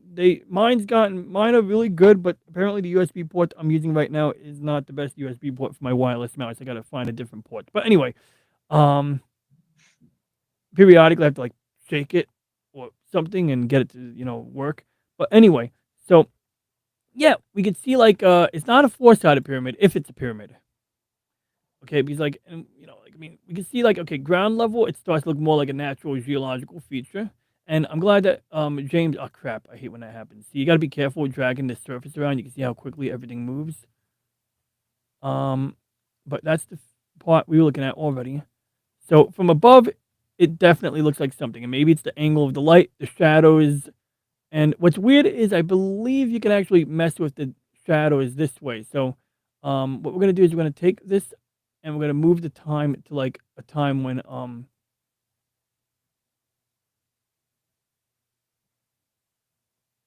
okay, good. We're gonna increment the time hour by hour until it's daytime.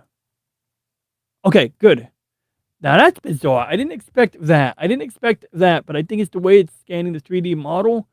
When we try to do 3D modeling with, when we try to take advantage of the software to, to like sort of like apply light to the 3D surface objects, we get this weird pattern. But obviously, this is, just unrelated. This is, maybe this is related to the square on Mars. Who knows? Maybe we just discovered a explanation. But I was not expecting that. What I was expecting was that the light would fall on the pyramidoidal objects. You know what I mean? Like that's what I was expecting. I wasn't expecting these well-defined squares because what I wanted to do was kind of get the light to hit it at an angle. So I actually want the light to hit it at the right. So now the light is hitting it from the right because the shadow is being casted to the left, and it stands to be a reason. Yep, there's the sun.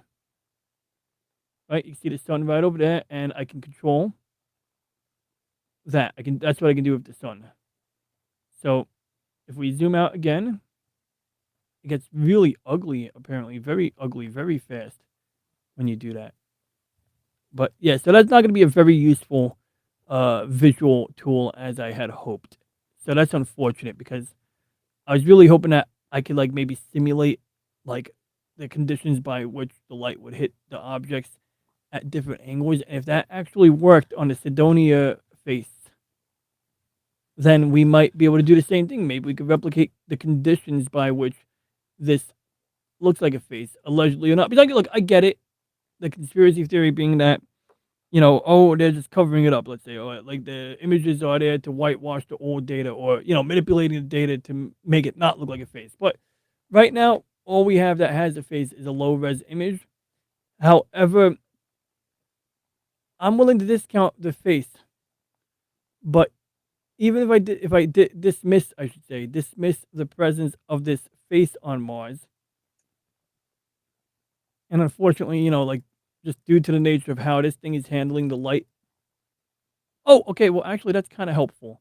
Also, bear in mind that the time of day, the year, the month, the season, primarily, would also affect the angle of the light. So when we look at the Sidonia face that we looked at earlier, we'll take a quick look at that because I think it's really important that we got to look at that one more time. You're going to see that the shadow is on the bottom right. So that means this thing's being illuminated from the top left. Okay, whatever that is, I guess that would be northwest. That'd be about northwest maybe. But yes, thank you for the long Inuit word. Wait, I'm gonna try that one more time. Lanfairpluglai. Okay, I'm not gonna try. I have to research how you enunciate certain combinations of letters. Yes, the name of an actual town. That's really cool. I'm gonna look up a video of a person speaking that name out loud and see if I can practice. But I do love challenging myself. One thing I learned is that like certain languages, like German, they make up a lot of words, And oh, I know it's getting late, Dave. I'll make sure I get things going because I know I meander a lot. But yeah, like German, you can make words basically like by combining different parts of speech into a longer word. So it's really separate words in one long word. People just kind of make up new words on the fly, but it's all based on something. It's not like they're making up the words per se. There are rules to doing that. Like between a Polish person and someone with too many vowels in their language, at least a fifth of 80 proof each. Klingon bird of prey. Hmm? Someone posted a link to a pronunciation of that long Welsh Yeah. word. Oh, good. Okay, let's see if we can play that back. We'll get back on track after that. Let's see. Okay, I gotta put the audio device onto the correct one. M audio. There we go. Then we're gonna play. Wait, where's the sound coming from? What's making sound? This video making sound from something else. Oh, my own video. And if anybody said hi on Rumble, I apologize. Okay, nobody did. Good. All right.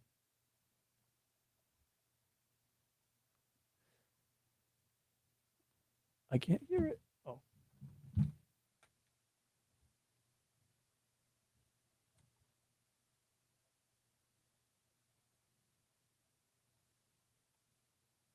Hold on. He just said that like he knew how to say it. Let's try it again. We can't hear it. Oh, okay, we got this.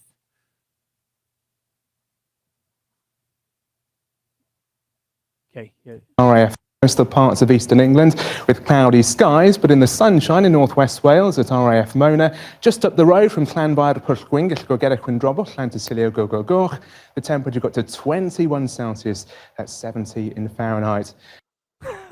That's Far out. Llanfair Pwllgwyn, Gellgorgera Quindrobol, Llantysilio Gogogorch, the temperature got to just up the road from Llanfair Pwllgwyn, Gellgorgera Quindrobol, Llantysilio Gogogorch, the temperature got to 21 Celsius at 70 in Fahrenheit.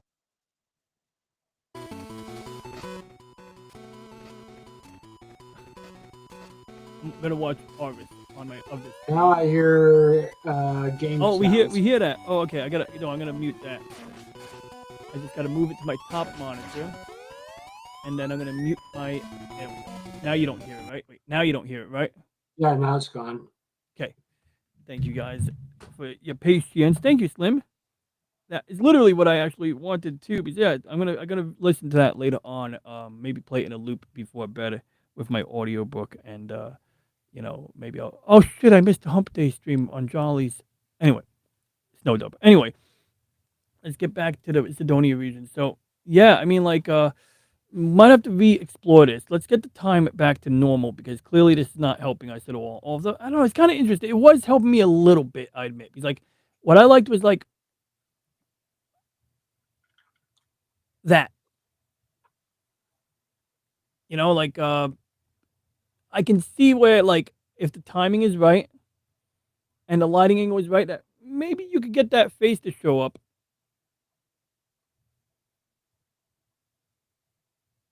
You know, but with the resolution being what it was, like here's an example. Let's take a look at. Let's see if we can keep this on screen so that we can sort of like show these things. I can hide the bar on the side, and then we're gonna go here. Okay, so now this is gonna be 1-to-1 zoom, and the face to rough scale. We're gonna try to get match the image scale. We're gonna turn off the time because it's not helpful. Although we do have the shadow right now, and I apologize for these green markers. I think I can turn off some of them.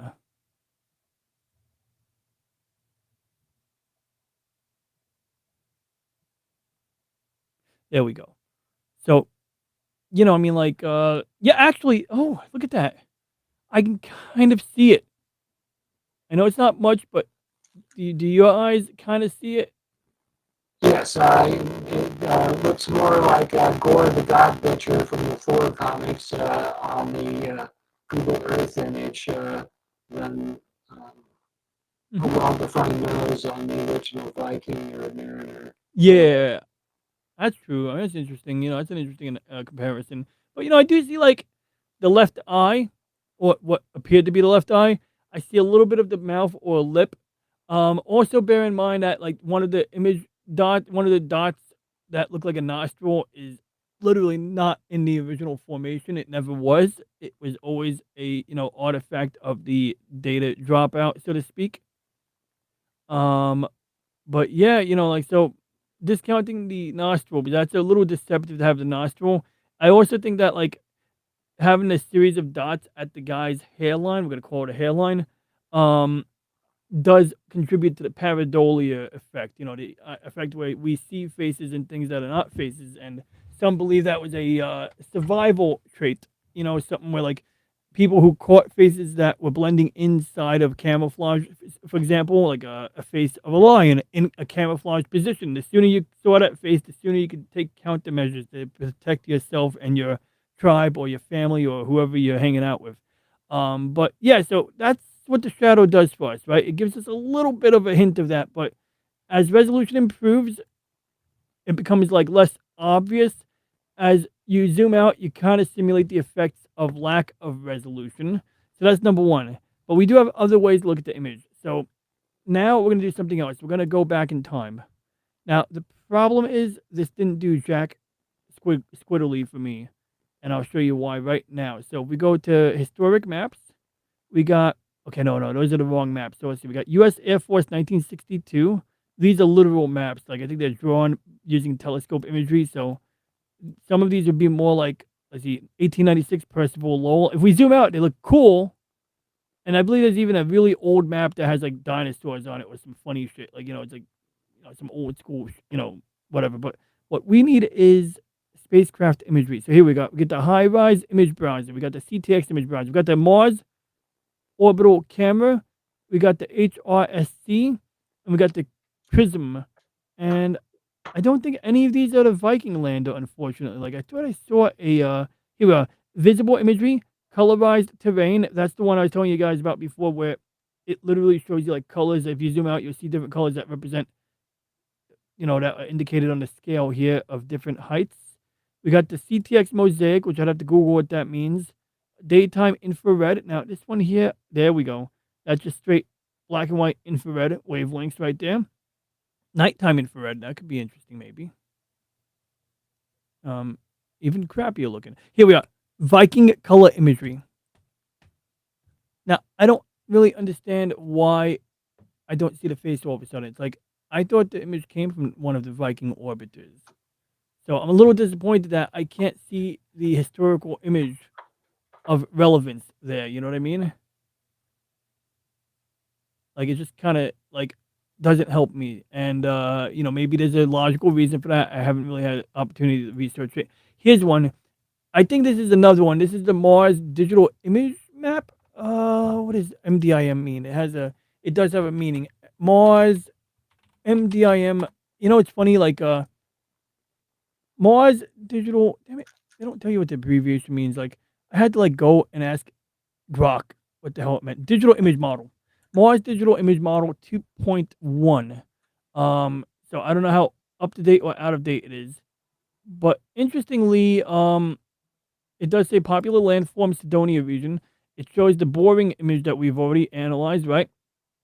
And it's got some information about that detail. So bottom line is, yeah, unfortunately, I couldn't just toggle on the picture that we saw on Wikipedia and view it inside of this environment here. So a little disappointing and boring. I'm sorry that we couldn't do that.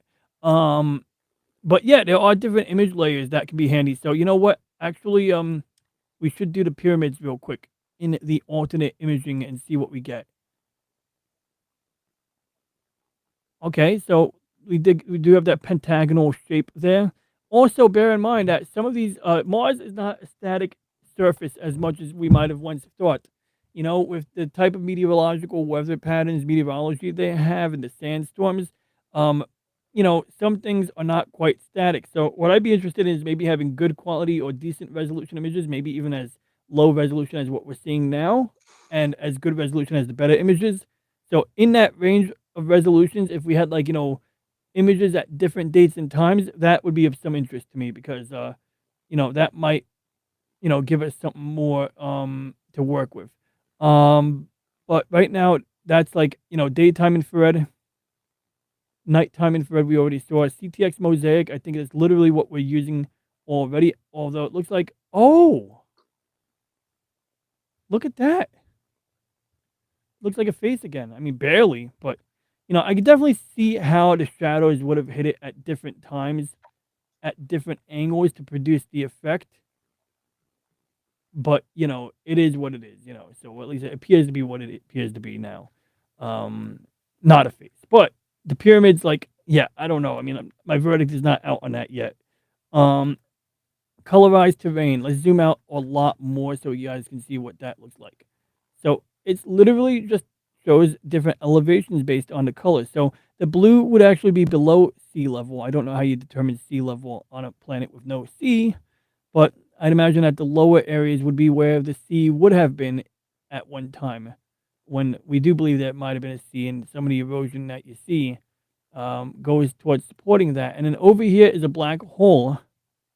This is the hollow Mars theory right over here. Honestly, I don't know what that is. I think it's just a crater, but it's got like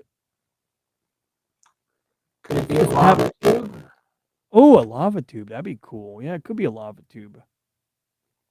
Yeah, I don't know. It looks cool, whatever it is. Oh, that must be the polar region. So what happens is when you're imaging the polar regions, it just it's really kind of like a patchwork, as you can see here, and that would probably be for this type of image composite. This one in particular, it might be lower because we're using the colors to represent different depths. So that represents 9 kilometers of depth, and it is possible that because like oblate spheroids like Earth, the polar regions are a little bit flatter, and the equatorial regions do bulge out a little bit. So by that logic, if I'm if I'm gonna say that, do we see evidence of something like that? Well, let's see here. Okay, that's the North Pole, let's say, and yeah, okay, those are clearly spaced. So I'm gonna say that's probably just a gap in the data sets, but it could also be both. Like you can see the patchwork of images how they crisscross each other because essentially you're orbiting from north to south if you're in a polar orbit, and you're gonna kind of Yeah, there's another one on the other side. yep, so you're gonna be crisscrossing over your paths, and then somebody has to try their best to stitch the images together, and depending on the altitude of your orbit, they may not perfectly match, so it gets a little tricky. So I'm not really gonna make a big deal about that right now because I just don't really know. But what I do know, well, what I was hoping to see is maybe like more color at the belt, but it doesn't. Mars doesn't have to follow the same rules as Earth. So let's get back to the Sidonia region, and then we're gonna do one last thing. We're gonna skip past the pyramids right now. We're gonna just get back to the original imagery, and we're gonna go and take a quick look at the square on Mars because that was literally the link you sent me, and I do want to take a good look at that, or at least get a look, get a start on looking at that. So anyway, yeah. So where's our pyramids? So in addition to the pentagonal pyramids, we have this one here, which looks more like a natural structure, but it does have that like long house pyramid look to it. I mean, it's sort of like okay, but problem is that like it's not really that even, especially when you look at them from down here. Like once you look at them at ground level, like they admittedly look a lot more mundane. But also if they were if they were an unnatural shape before, it is possible that meteor impacts did reshape these sorts of things. But like I said, mainly if these are man-made structures. If let's see how many pyramids we can account for if they are there. Like how many apparent pyramids are there? That would be the question. So, am I in the right place? I think I'm actually in the slightly wrong place. So let's find the face. Okay, there's the face. So this is south of the pentagonal pyramids we were just looking at. And if we go north, we're gonna now go to the patch of pentagonal pyramids, and just by my estimate, I see one that looks the most like a pentagonal pyramid.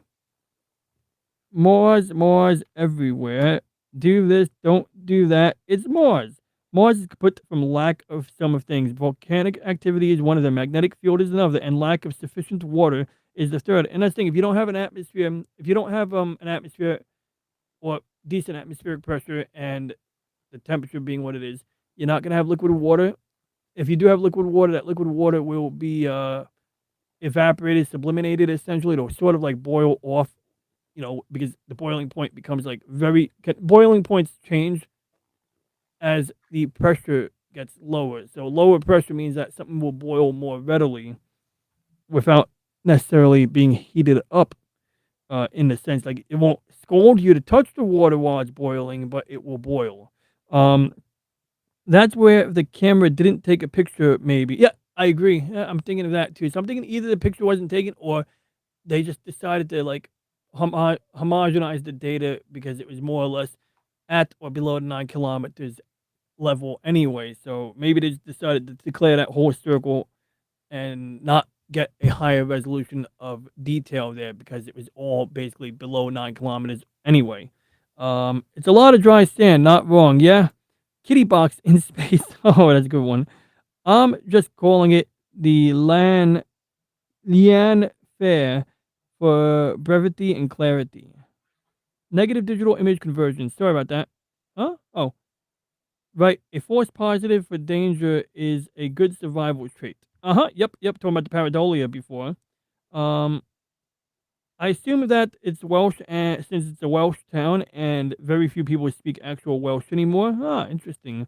There's a book, the Paranoid Survive in Recent History. Ooh, yeah, it's true. Actually, there is a point there. Like, I think it's good to strike a balance, but sometimes the paranoid are right, and sometimes the paranoid could be right for the wrong reasons, and it still saves their life. So there's merit to that.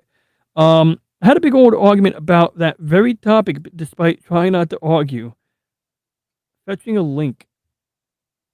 Oh, this. Yeah, I mean, look, bottom line is like, so without the magnetic field, the radiation, the radiation that you're going to have in space, the cosmic rays, as well as just the stuff from the solar wind, is going to wipe away your atmosphere. It's going to blow your atmosphere into space. And, one, you're dealing with lower gravity in Mars, so that's not helping the pressure gradient, so to speak. But and you got to think of an atmosphere like when you discuss it with flat earthers, they're gonna like say all kinds of wild stuff, and it's like they'll show a misunderstanding, a fundamental misunderstanding. Because essentially, the atmosphere is a fluid, like the ocean. It just happens to be less dense than the ocean. So while the ocean is of higher density and is gonna fill the basin that is our oceans and all of those deeper areas, above that are the atmospheric gases that are the heaviest. And meanwhile, like if you have hydrogen or helium, that stuff is going to float straight up. This is why we don't have an easy time getting helium. This is why I'm in favor of helium, hydrogen airships. I think we need to bring them back. I don't give a shit about the Hindenburg. Okay, like you could solve that problem. The Hindenburg, maybe it flew through a lightning storm, and when they dropped the lines to land it, maybe it completed the circuit, and the spark from that, electricity transfer is what ignited the leaky hydrogen cell. So the solution would be, well, one, can we come up with a better way to electrically ground a big airship? Can we design an airship of materials that don't take up an electrical charge in that manner, or that can discharge it before getting to the destination? There's got to be some other solution. Like, hydrogen is hard to work with because it tends to leak more, but that's a different story. I don't really want to go down that rabbit hole right now. But yeah, I think there's options here, and hydrogen is leaps and bounds cheaper to produce or obtain than helium. And although helium could be arguably made through electrolysis, you don't create it through electrolysis necessarily with sea level air. You're doing it through a similar process to electrolysis because it's a byproduct of natural gas extraction. Like you extract natural gas, and in that process, you got to separate the helium. You can't deliver helium and natural gas to your customers, right? That wouldn't be fair. You're paying for natural gas. So that's essentially where they got the helium from in the past. And then they would, just sell it a byproduct, so to speak, to industries that had a use for it. They always bring up the Van Allen belts. Oh yeah, I just was thinking about that recently, which they don't seem to realize was named after the guy who documented it a decade before we sent astronauts through it. And it's like, look, at the time, Dr. Van Allen speculated that the Van Allen belts are impenetrable, highly radioactive, blah blah blah. But one, the angle of Van Allen belts, essentially the thickest part of the Van Allen radiation belts line up with the equator of our planet. Now, during the Apollo missions, especially Apollo 11, the moon is at a different angle. The moon is more north of the equator, so to speak. And so you're already going to, by necessity of where you're going, by default, you are plotting a course through a thinner part of the Van Allen belt. So if you time it right, you can basically keep the exposure down to something manageable, like comparable to like a given amount of chest x-rays in a given year. So it's like, okay, you just took your annual allotment of chest x-rays in an hour, no big deal. But yes, if you took a slow flight, or if let's say you had a malfunction with your rocket and you were taking a slow ride through the thick part, that would be bad. Another person argued that we didn't have the precision to calculate for that. And I'm going to get those coordinates for the other thing. But right now, I don't really see other pyramids. Yeah, I was kind of thinking like, okay, that looks vaguely like a pyramid or pentagonal pyramid. This looks vaguely like another pentagonal pyramid. So if I was, and this one too. So, okay, there we go. We got one good one, 2, 3 decent ones, maybe a 3-sided pyramid here. But at this point now, I'm letting pareidolia get the best of me, I think. Although it's not a face, but you get my drift. So if these 2 or 3 objects were indeed pentagonal pyramids, yeah, okay, maybe the wind piles up dust on them, and so you see this definition of the corners but like the side that has more sand on it would look more smooth, and then the side that has less sand on it, you would still be able to see more. But even then, the lines don't look like they're evenly spaced, so it's really, really it's a bit of a stretch. So now, lastly, and what was I just talking about, Dave? I'm gonna get the coordinates in, but what was I talking about a second ago just now? You got me. Okay, no worries. Chat, what was I talking about? I just remember the Van Allen belt and. Yeah, oh yeah, Valabot. That's it. That's what I was talking about. Okay, good. So we'll get into the coordinates for the square. So yeah, so someone argued that we didn't have the precision to, plot that type of trajectory, but it's underestimating the technology of the era. Like I have a friend, good friend. I hope Zanzo Tan is doing well. I haven't spoken to him in a while. Might want to message him soon. But he argues, he upholds that uh, he thinks we went to the moon, but we did it we had technology to do it at a later time, but we didn't have technology to do it at the time of the Apollo programs. And I can empathize with the logic, but I think it's a bit arbitrary to assert that because we did have the technology. I mean, if you look at the type of computers you had in the 50s and 60s and the evolution that occurred in those decades alone, yeah, you have early, you got the ENIAC during World War II, which was used for calculating ballistic trajectories of, shells and for creating tables that you could then plug into the mechanical computers on battleships that you use when you're shooting a mortar around. You have like, based on these conditions, this is what you would need to do in order to fire a projectile at this angle or whatever. Like, so they would basically produce the numbers that would go onto a ballistic trajectory table that you would use in presumably firing shells. Um, then an ENIAC was important because it wasn't a mechanical computer; it was the early digital computer.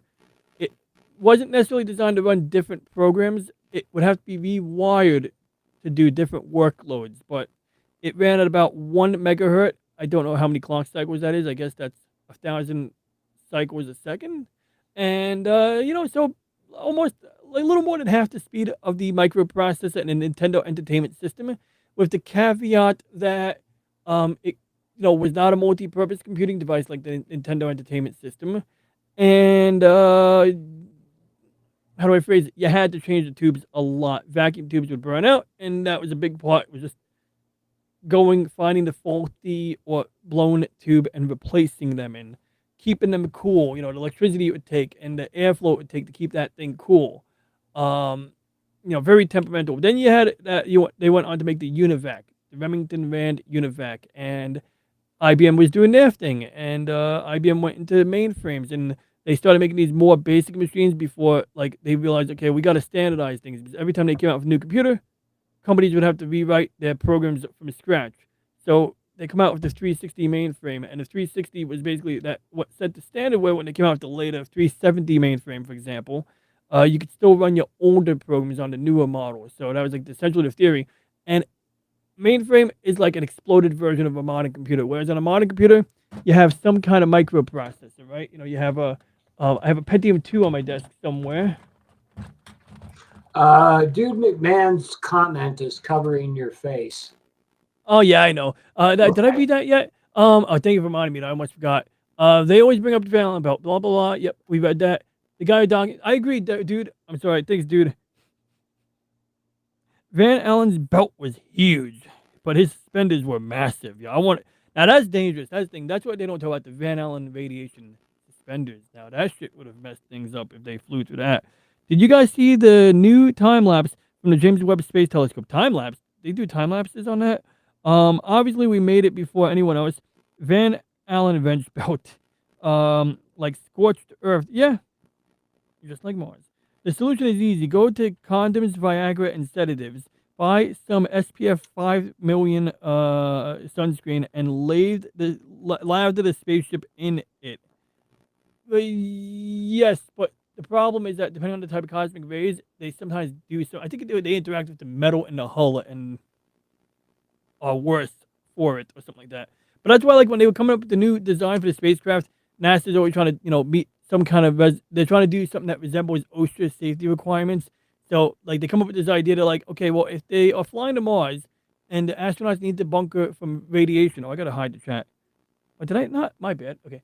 Yeah. So anyway, if they got a bunker from radiation, They basically are told to take all of their supplies, their food, and if they have any, waste in any bags they didn't jettison yet, and just barricade themselves in that stuff. And that's because if you have like water bottles, for example, that provides pretty good shielding, but it is pretty haphazard to like wrap your supplies around yourself. Yeah, let's go. Yes, COBOL, common business oriented language. Um, and that was like sort of like an example of a high level language as opposed to low level language, meaning that the person coding in COBOL didn't have to care about the machine code or getting into all the intricacies of memory management. It's almost like Python of its day, for lack of a better term, if that makes any sense. Um, but definitely not a direct analogy. Um, Anton Petrov talks about the JWST all the time. Hello there, beautiful person. He's a cool guy. True Right Aid is defunct. It is now Dwayne Reed where I'm at. What is it? Wait, crap. I don't know. They merge and, like Dwayne Reed, Walgreens. I forget which one's which, but I go to one of them. And they don't develop film anymore. I think it might evaporate. However, regarding the the SPDIF is a Sony Philips digital audio port. SPDIF. He wrote SPDIF, but no, I know you meant SPF 5 million. You would need to go to Costco for that much sunscreen, like baby oil. Oh God. Cue the Diddy reference.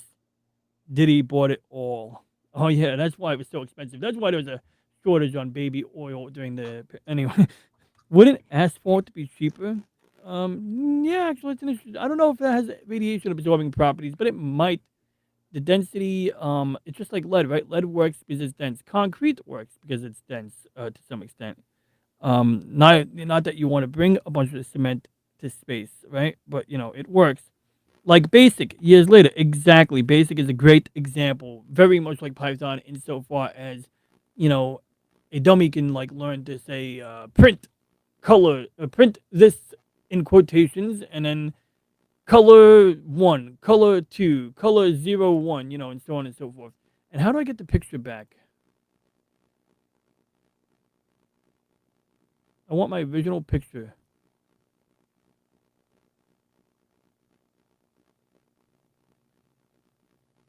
Oh yeah, sometimes you do these buttons here where like it'll actually show you these like red stripes that I think that they overlap. So that's actually very handy. You know what? Real quick.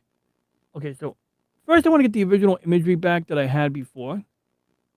So I think that we already had it. I just have to zoom out maybe. So yeah, that's the resolution. So we put in the coordinates for the Mars square, and it put me over here. So that does look like the crater in question. So let's get back to the picture of the thing here. So we got a big fat crater. We got 3 craters underneath it in a roughly triangular shape. So what we're gonna do is we're gonna try and no doubt Old's game of 72 Cutlass. I know I've been all over the place. I appreciate you being able to bear with me for as long as you have. I hope you have a wonderful night. I hope you have a good night's sleep, and I really appreciate you hanging out with us tonight. And Old's game of 72 Cutlass says, enjoying the show, man. I'm just too tired to stay up. I'll finish tomorrow night. No worries. I'm going to try to wrap it up soon, too, because I got to respect everyone's time. Plus, I got a haircut tomorrow. And I want to tune into my boy, my friend, Arvis 278, I think. I always mix up the numbers at the end. See, I think I just said Chaos for You 278 before. I don't remember Chaos's number anymore. But this is, oh yeah, okay. Chaos for You is 278. And Arvis is Arvis 218 for the record, just in case anyone's keeping track of me and my numbers being accurate. So we're looking for the Mars square. So where's that imagery I was looking at just a second ago? Here it is. Wait, is that it? I lost it. Here it is. Okay. So bottom line, okay, crater with 3 craters below it. So, oh yeah, we're in the right neighborhood. We are in the right neighborhood, guys. Okay, good. We're getting there. So now we need to look for it. It's probably going to be either at the top or the bottom of that crater, on either the left or the end of the left or right third of it, I suppose you could say. So let's give it a shot. Okay, we're here at the crater. And in fact, the coordinates are probably centered on the center of that vertical strip. So then we would just have to scan through here. And the resolution is like a joke right over here. Pretty non-existent. Let's see if we can identify any common features between the two. So looking at the large strip here, and this might actually be a situation where it might be useful for me to open up the TIFF image.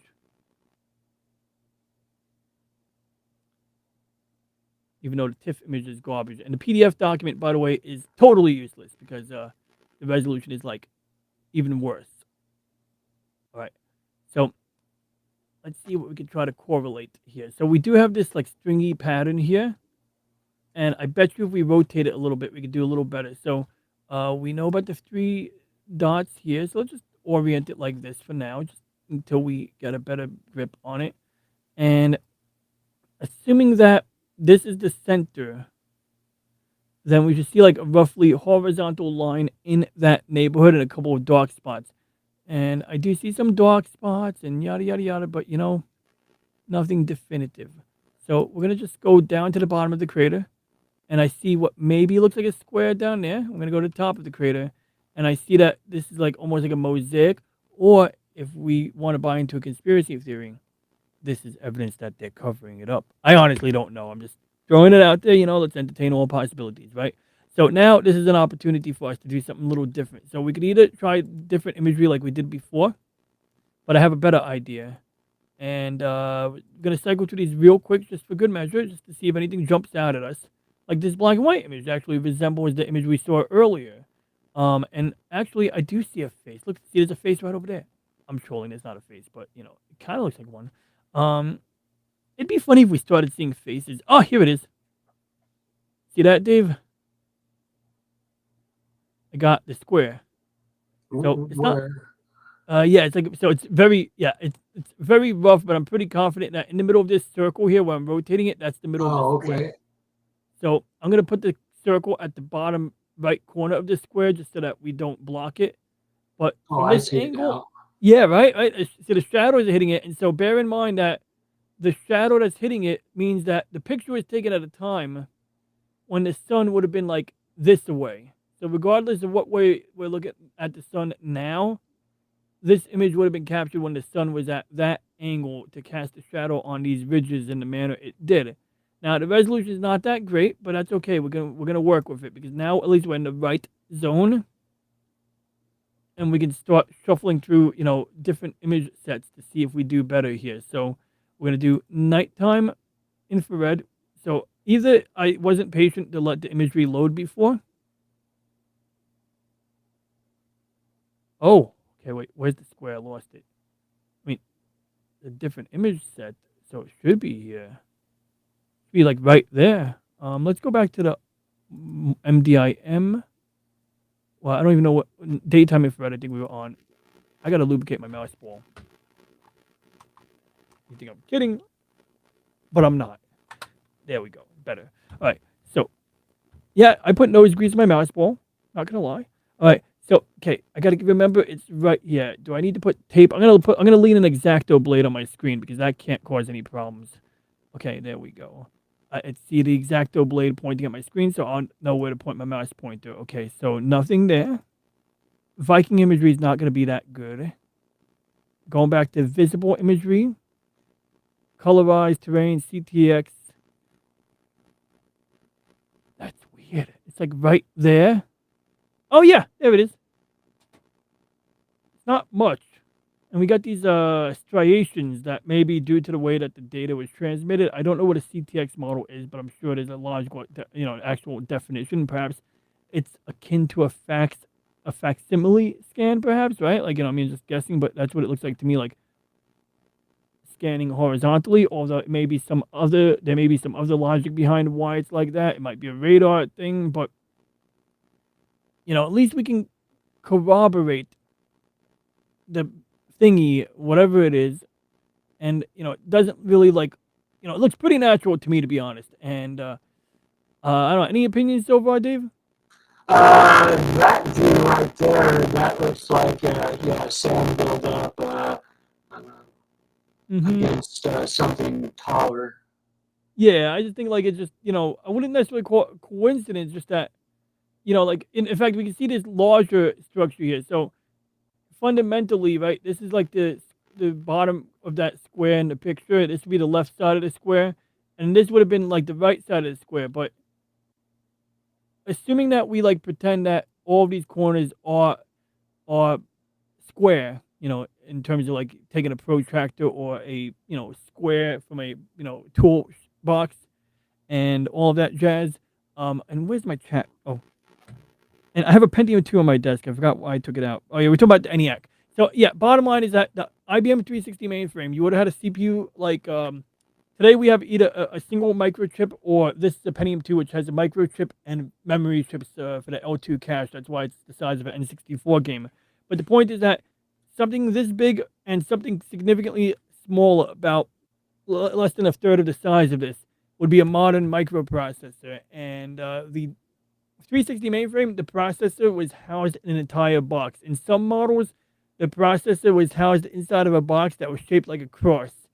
So, sure, some of that was occupied by power supplies, because once you have a processor the size of a modern day server rack, it's going to need some pretty heavy power supplies in there to supply juice to it. But that's like sort of like, a disintegrated circuit. As opposed to integrated, it's disintegrated, for lack of a better term. And then when we got the mini computers, like the DEC, like James mentioned before, DEC, Digital Equipment Corporation. We're not going to take a picture right now, but if one was to look up the DEC, DEC PDP-8 or DEC PDP-11 mini computer, you would see that the CPU, the processor, is actually in the same enclosure as the buttons. So older computers, you'd see a bunch of switches on the front that you could flip. And essentially, you could jumpstart the CPU, for lack of a better term, using those switches. And back then, there wasn't a BIOS that stored a program to tell the computer how to start up. And so you would tell it through those switches. So bottom line is that, it wasn't overnight that we got microprocessors as we know them today.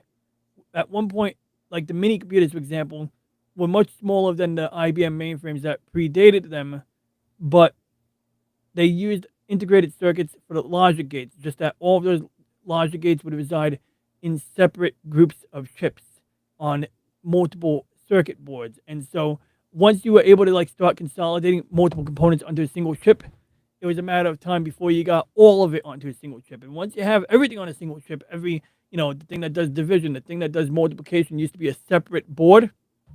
Once you have them on the same piece of silicon, yes, that includes the 360. Then it was trivial to say, okay, all we got to do is shrink it further. So, like, if you have a 486 processor, and it's that big, and then later on you make a Pentium, which is a 586 for all intents and purposes. Now, for the amount of transistors, if you were to do it at the same size as a 46, it would be like that big, let's say. But since you're also not only adding transistors with the new generation, you're shrinking the size of the smallest feature. By the time everything is said and done, the processor is approximately the same size as the previous generation, maybe slightly larger, but the wires, the circuits are that much smaller. And it's really just a matter of building a optical reducing machine. Like if you're talking about like shrinking photographs from a large photo to a smaller, slide, you're just trying to do a better job at that. And some of that means dealing with impurities in the process. So they had to invent the clean room, and they had to figure out like how to purify water in such a way that it didn't produce defects, and yada yada yada. And that's a whole rabbit hole. We're not gonna go down it right now. Well, we already did. Two smaller squares, top bottom, visible along the right impression crater. Yes. So anyway, what I was saying was before I lost it. It's funny. I think I lost it. Oh, there it is. I got it back. So yeah, this right here, where I'm running my line, my pointer over the perimeter, alleged perimeter. And one of the things that jumps out at me is this larger ridge over here. So it's like, it shows you that the bottom facet and the right facet and the corner on the bottom right quadrant here, they don't exist in a vacuum. They have a relationship with this larger ridge. And so that may go a long way in potentially debunking the idea of this being a man-made structure. And so, I'm not the definitive, whatever decision maker, but these are some of the things that I look at when I want to explore something like this. Just like the Mars face, like I don't really have a verdict except for, well, my verdict on the Mars face right now is what I said before: resolution, and shadows. As for this square here, sometimes it looks more compelling. Now what I wanted to show you guys that was even cooler was if we turn off the let me see here. We got the that's the CTX mosaic. And this is daytime infrared. And this is oh crap. No, don't zoom out. Pain in my ass. That sucks. It zoomed out on me. All right. So anyway, I'm just gonna go back to the CT. Oh, what the heck was that? Were we looking at this already? That looks good.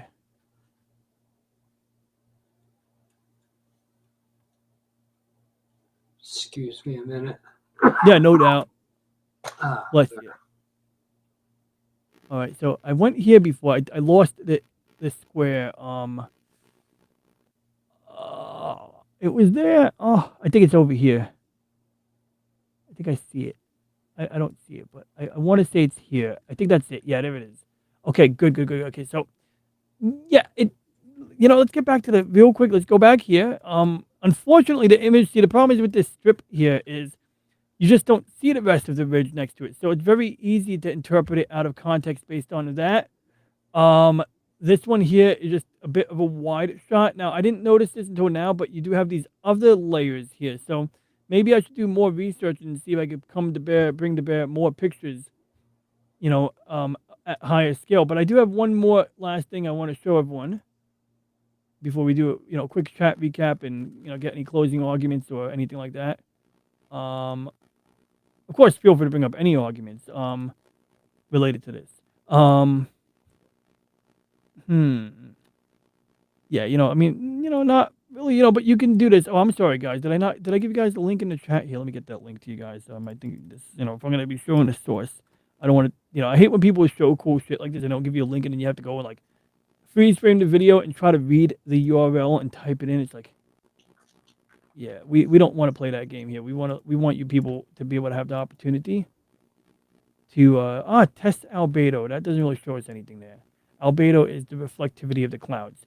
So anyway, we got those layers. But the last thing I wanted to show that gave me an idea was not when we did the global maps or the colors here, right? Like this didn't really do much for us right here. But we saw that between the CTX and daytime infrared, was it? Or was it nighttime infrared? No, I think it was just daytime. I guess it was just the CTX. I thought there was another layer that had more detail here, but whatever. So we're going to stick with the CTX imagery here. So we have the rough square here. So now what I want to do is I want to show you guys down here spacecraft imagery. And when you click on these buttons here, it draws like little squares or rectangles. And you know what? Where's the push pin? We're going to put a push pin right. Okay, so we're going to put it, how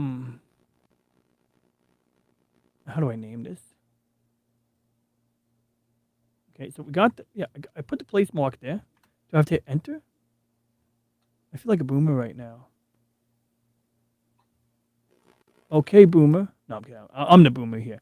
But yeah, I don't know how to save that push pin, but I would like to save that push pin if I could. I might have to abandon that effort right now because it's like maybe there's there it is. It came up on my other screen. That's what I was looking for. Okay, square. Okay, square formation is right above here. I'm going to draw a caret so I know it's above. Okay, so there it is. So it's not exactly lined up, but hopefully, I could figure it out if I ever needed to. So now here's what we're going to do. We're going to zoom out from that because what we want to do is we want to turn on these different layers here. So notice when I turn these on, I get different squares. So if I zoom out enough, you're going to see these red rectangles. These represent different satellite passes or, strips where the satellite went over an area. So the high-rise imagery, no good. CTX imagery looks like, if I'm reading this correctly, it might be covered by one of these wider rectangles here. So this one, they overlap quite a bit. Oh, wait, is that it? That's it. Okay. Browse image not available for this observation. Dun, dun, dun. Conspiracy. They're hiding it. But jokes aside, that's a pretty interesting camera. I'm not about to go break down what this is and how it works, but it looks interesting. And did I just? Okay, so there we go. But I am a little annoyed. I don't know if I'm doing this incorrectly, but I thought I did my due diligence to highlight. Oh, here it is. Okay, wait. Let's see. Okay, can we click on this? How do we do this now?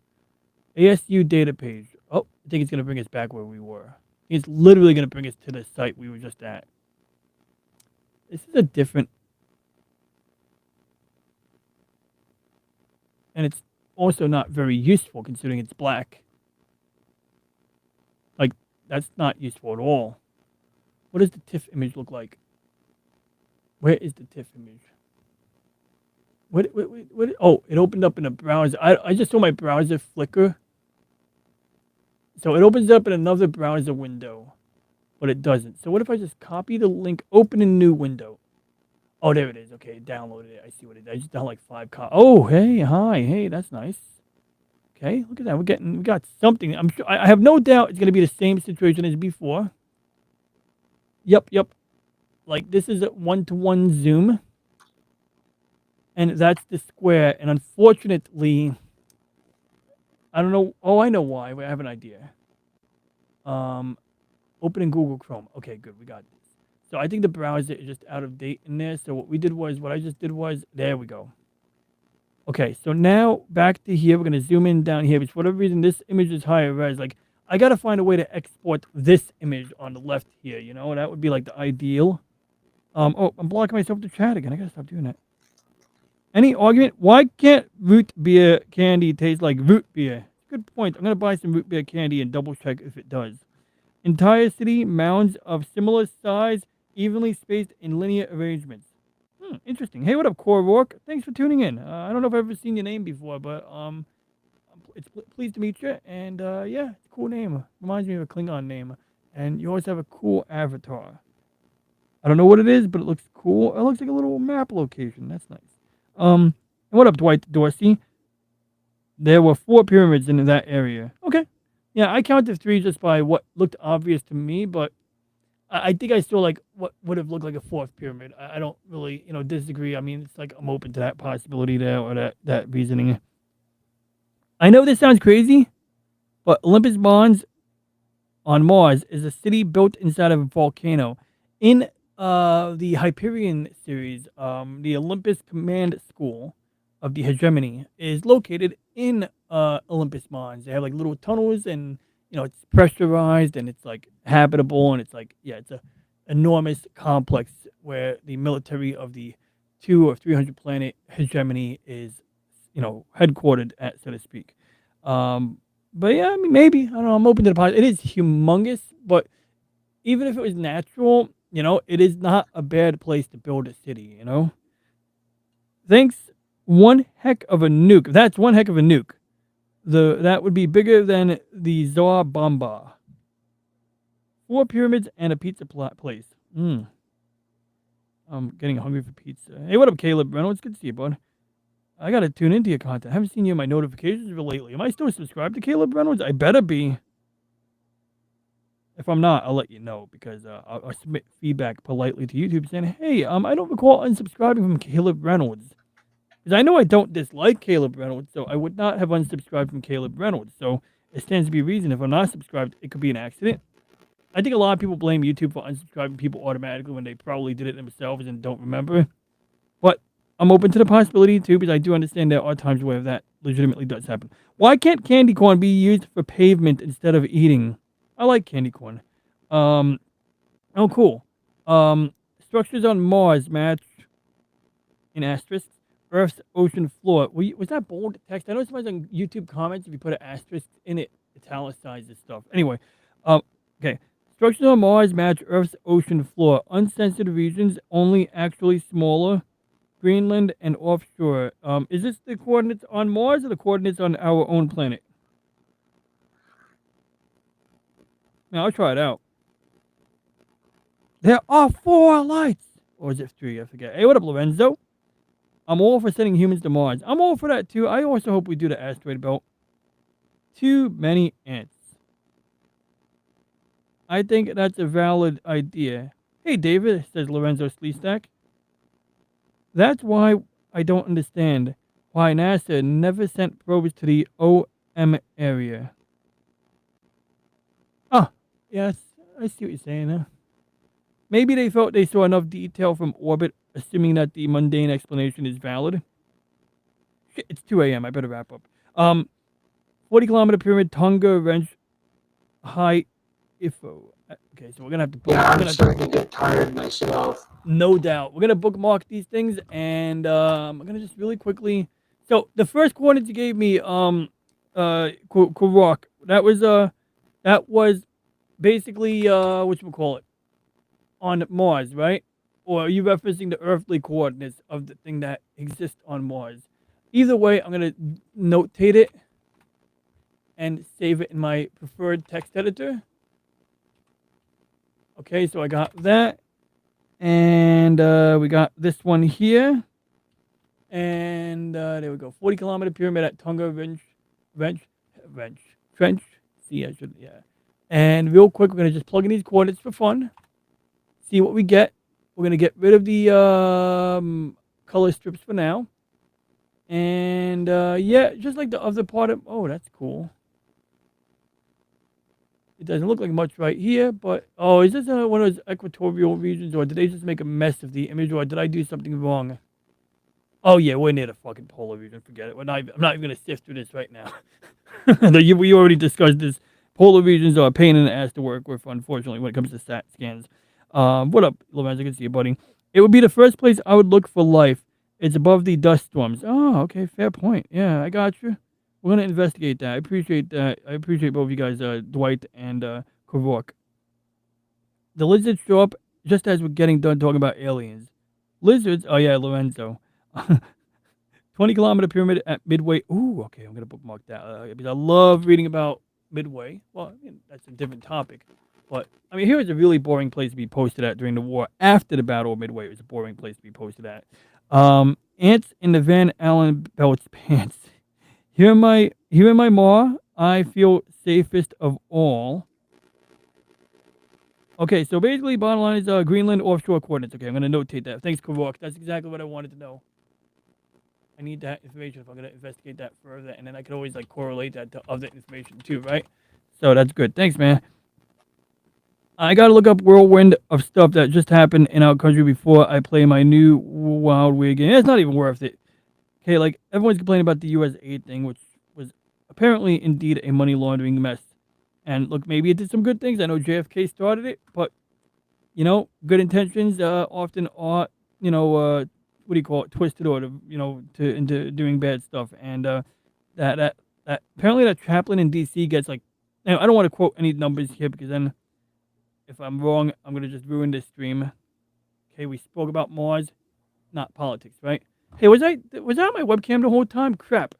Okay, so this is the picture I pulled up from the coordinates earlier, by the way, that Kavork or Dwight sent me. And yeah, you know, right now, like I said, I didn't want to sift through this imagery. I'm sorry that I had it on the wrong camera angle, but I'm sure if I cycle through the layers, I'll figure it out. I'll try to get things compiled for next week that are comprehensible. I'm from an alternate dimension, Slim. I know much about space travel. Oh, I don't know much about space travel because he's from an alternate dimension. DJ, your hair is getting close to being as high as Robin in the free black and white show from the ancient days of Batman. And then Kavork also has the Marianas Trench or the trench location near Greenland, I guess, or was that Midway? Well, either way, I got to know about Greenland. I got to know about Midway Atoll. And, oh yeah, he said Mariana Trench. Literally said Mariana Trench. So there we go. Nephilim Pod. Ooh, okay, that's fun. Thanks, man. This is going to be like a rabbit hole for me to go down, and I will share that rabbit hole with you guys as I visit it. It is my first time seeing your channel. I subscribe. Why, thank you. And thank you for providing me with that information because, I mean, you know, it's one thing to, like, you know, say stuff. It's another thing to actually provide, like, receipts or even just points of reference that somebody can use as a starting point. So I really appreciate that. So, you know, and yeah, indeed, even Dave, while fading out, has the presence of mind to say thanks for subscribing. Thanks, Dave. You're a good mod. You're the best mod. You're the better mod. Muscle memory for me these days. Word. Yeah, no, like somebody's like, I'm like tuning into Jolly's show, and then you're like throwing out links, doing all that shit, and like I'm eating dinner and getting showered because I have work on Sunday morning, you know. So it's like somebody's a real slacker by comparison. I don't know what this is, but if this is the song here in my car, I'm gonna get copyright struck. Also, I have sound coming out of my computer somewhere. Oh, it's Aris's stream that's making noise, which is who I want to tune into right after this. And boy, I gotta be up in the morning tomorrow. Um, I don't know where I put that YouTube link. All right, I'm sorry, Slim. Oh yeah, it is okay. I can't play the audio because I can't find the window that I need to pause right now, and I don't want to waste time going and looking for what video is playing. But I do have someone else's YouTube channel playing in one of my screens. Oh, here it is.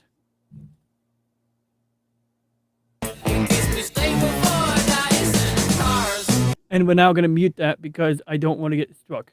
Or, not that I would get struck. But anyway, yeah, so anyway, I want to thank you guys all for tuning in. I want to thank David for hanging out tonight. I have a lot. 000. Is that, now that sounds like that coordinate sounds like it's at the polar region if I'm comprehending my numbers correctly. I mean, I'll investigate it, but that one there, I might have an oversimplified explanation for that.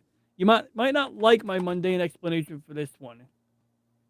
We kind of touched on it earlier when Dave and I looked at the polar regions on Mars, and the elevation map like went straight to below 9 kilometers, and it formed a perfect circle, which appeared to be more like just brushing over the lack of quality data, so to speak. Just kind of putting a black dot where you don't have quality data. Although I don't really know. I gotta look into that. Gary Newman. So yeah. Anyway, and by the way, the answer Nephilim pod equals 13 kilometers. I got you. I guess there's a 13-kilometer depth in the ocean. That might be too much. It's not like actually could be about right. Duly noted. So anyway, with that being said, if we have a portal to aliens to come visit, I can't see my mouse pointer. It's probably having the. If we were to have a portal for aliens to come visit, where should we put it on Earth? In Cheyenne Mountain. All right. So anyway, Dave, any final thoughts before I proceed with the wrap up? No, I'm just sorry that Punk Waddle did not pop into the chat because I've got a bag of potato chips in front of me and I was going to crinkle them for him. Maybe next time. Hell, maybe do I have a bag of potato chips? I might do that. Next time he tunes in, I might just do that out of principle now. I don't even know what the reference is, but when he's on Snacks and Friends, Nip and Nag, he's usually eating potato chips. So I usually call him out on it, and he usually gives me growth about it, calling him out on it. All right. So Dwight thinks we should put the portal in the Sahara Desert, probably because it's already there, or perhaps it's at the Ziggurat of Ur. Cheyenne Mountain is the best answer according to Dude McMahon because he knows. Now we got to find Jack O'Neill. He's on Twitter. He's been posting a lot lately, Jack O'Neill. It's a pretty funny account, actually. Not one little St. James Island, that's for sure. So anyway, with that being said, it's late. I usually don't run the show this late. It's uncharacteristically late tonight. And apparently we have an unbelievable image, but zero now these are just coordinates don't make any sense to me now, man. I mean, these coordinates are just completely throwing me off, but I don't know. I mean, I'll try it out. I'll try anything at least once. But now this is reading like a clickbait thumbnail, and you know what? You're inspiring me. You know how you're inspiring me? You're inspiring me to like use these coordinates, get some kind of corresponding picture that looks outrageous, put in my thumbnail something more outrageous, and then rack in the views. And perhaps I'll get, because I've been getting I got 500 views on my last 2 shorts, so I mean, I just me orbiting a planet in space engine, which I did that because it looks cool, it's aesthetically pleasing, and I wanted to make a video that would fit on a on a phone in portrait mode. It's not a phone, this is a Pentium, but like where you'd hold the phone vertically and just fill up the screen neatly. So they say that you should do the shorts like where you're just taking the resolution of 1080p on a normal monitor and making it vertical. But I took it a step further and I figured out how many more pixels do I need on the vertical axis to get it to use more of the screen real estate on, my phone as an example. And then, I thought it came out better. That was my opinion anyway. So yeah. And that's true. The Sahara does give you a buffer zone to contain contamination. That's a valid point. If you're gonna have any contamination, like maybe that's what Antarctica is good for. Maybe that also could be a good buffer zone, right?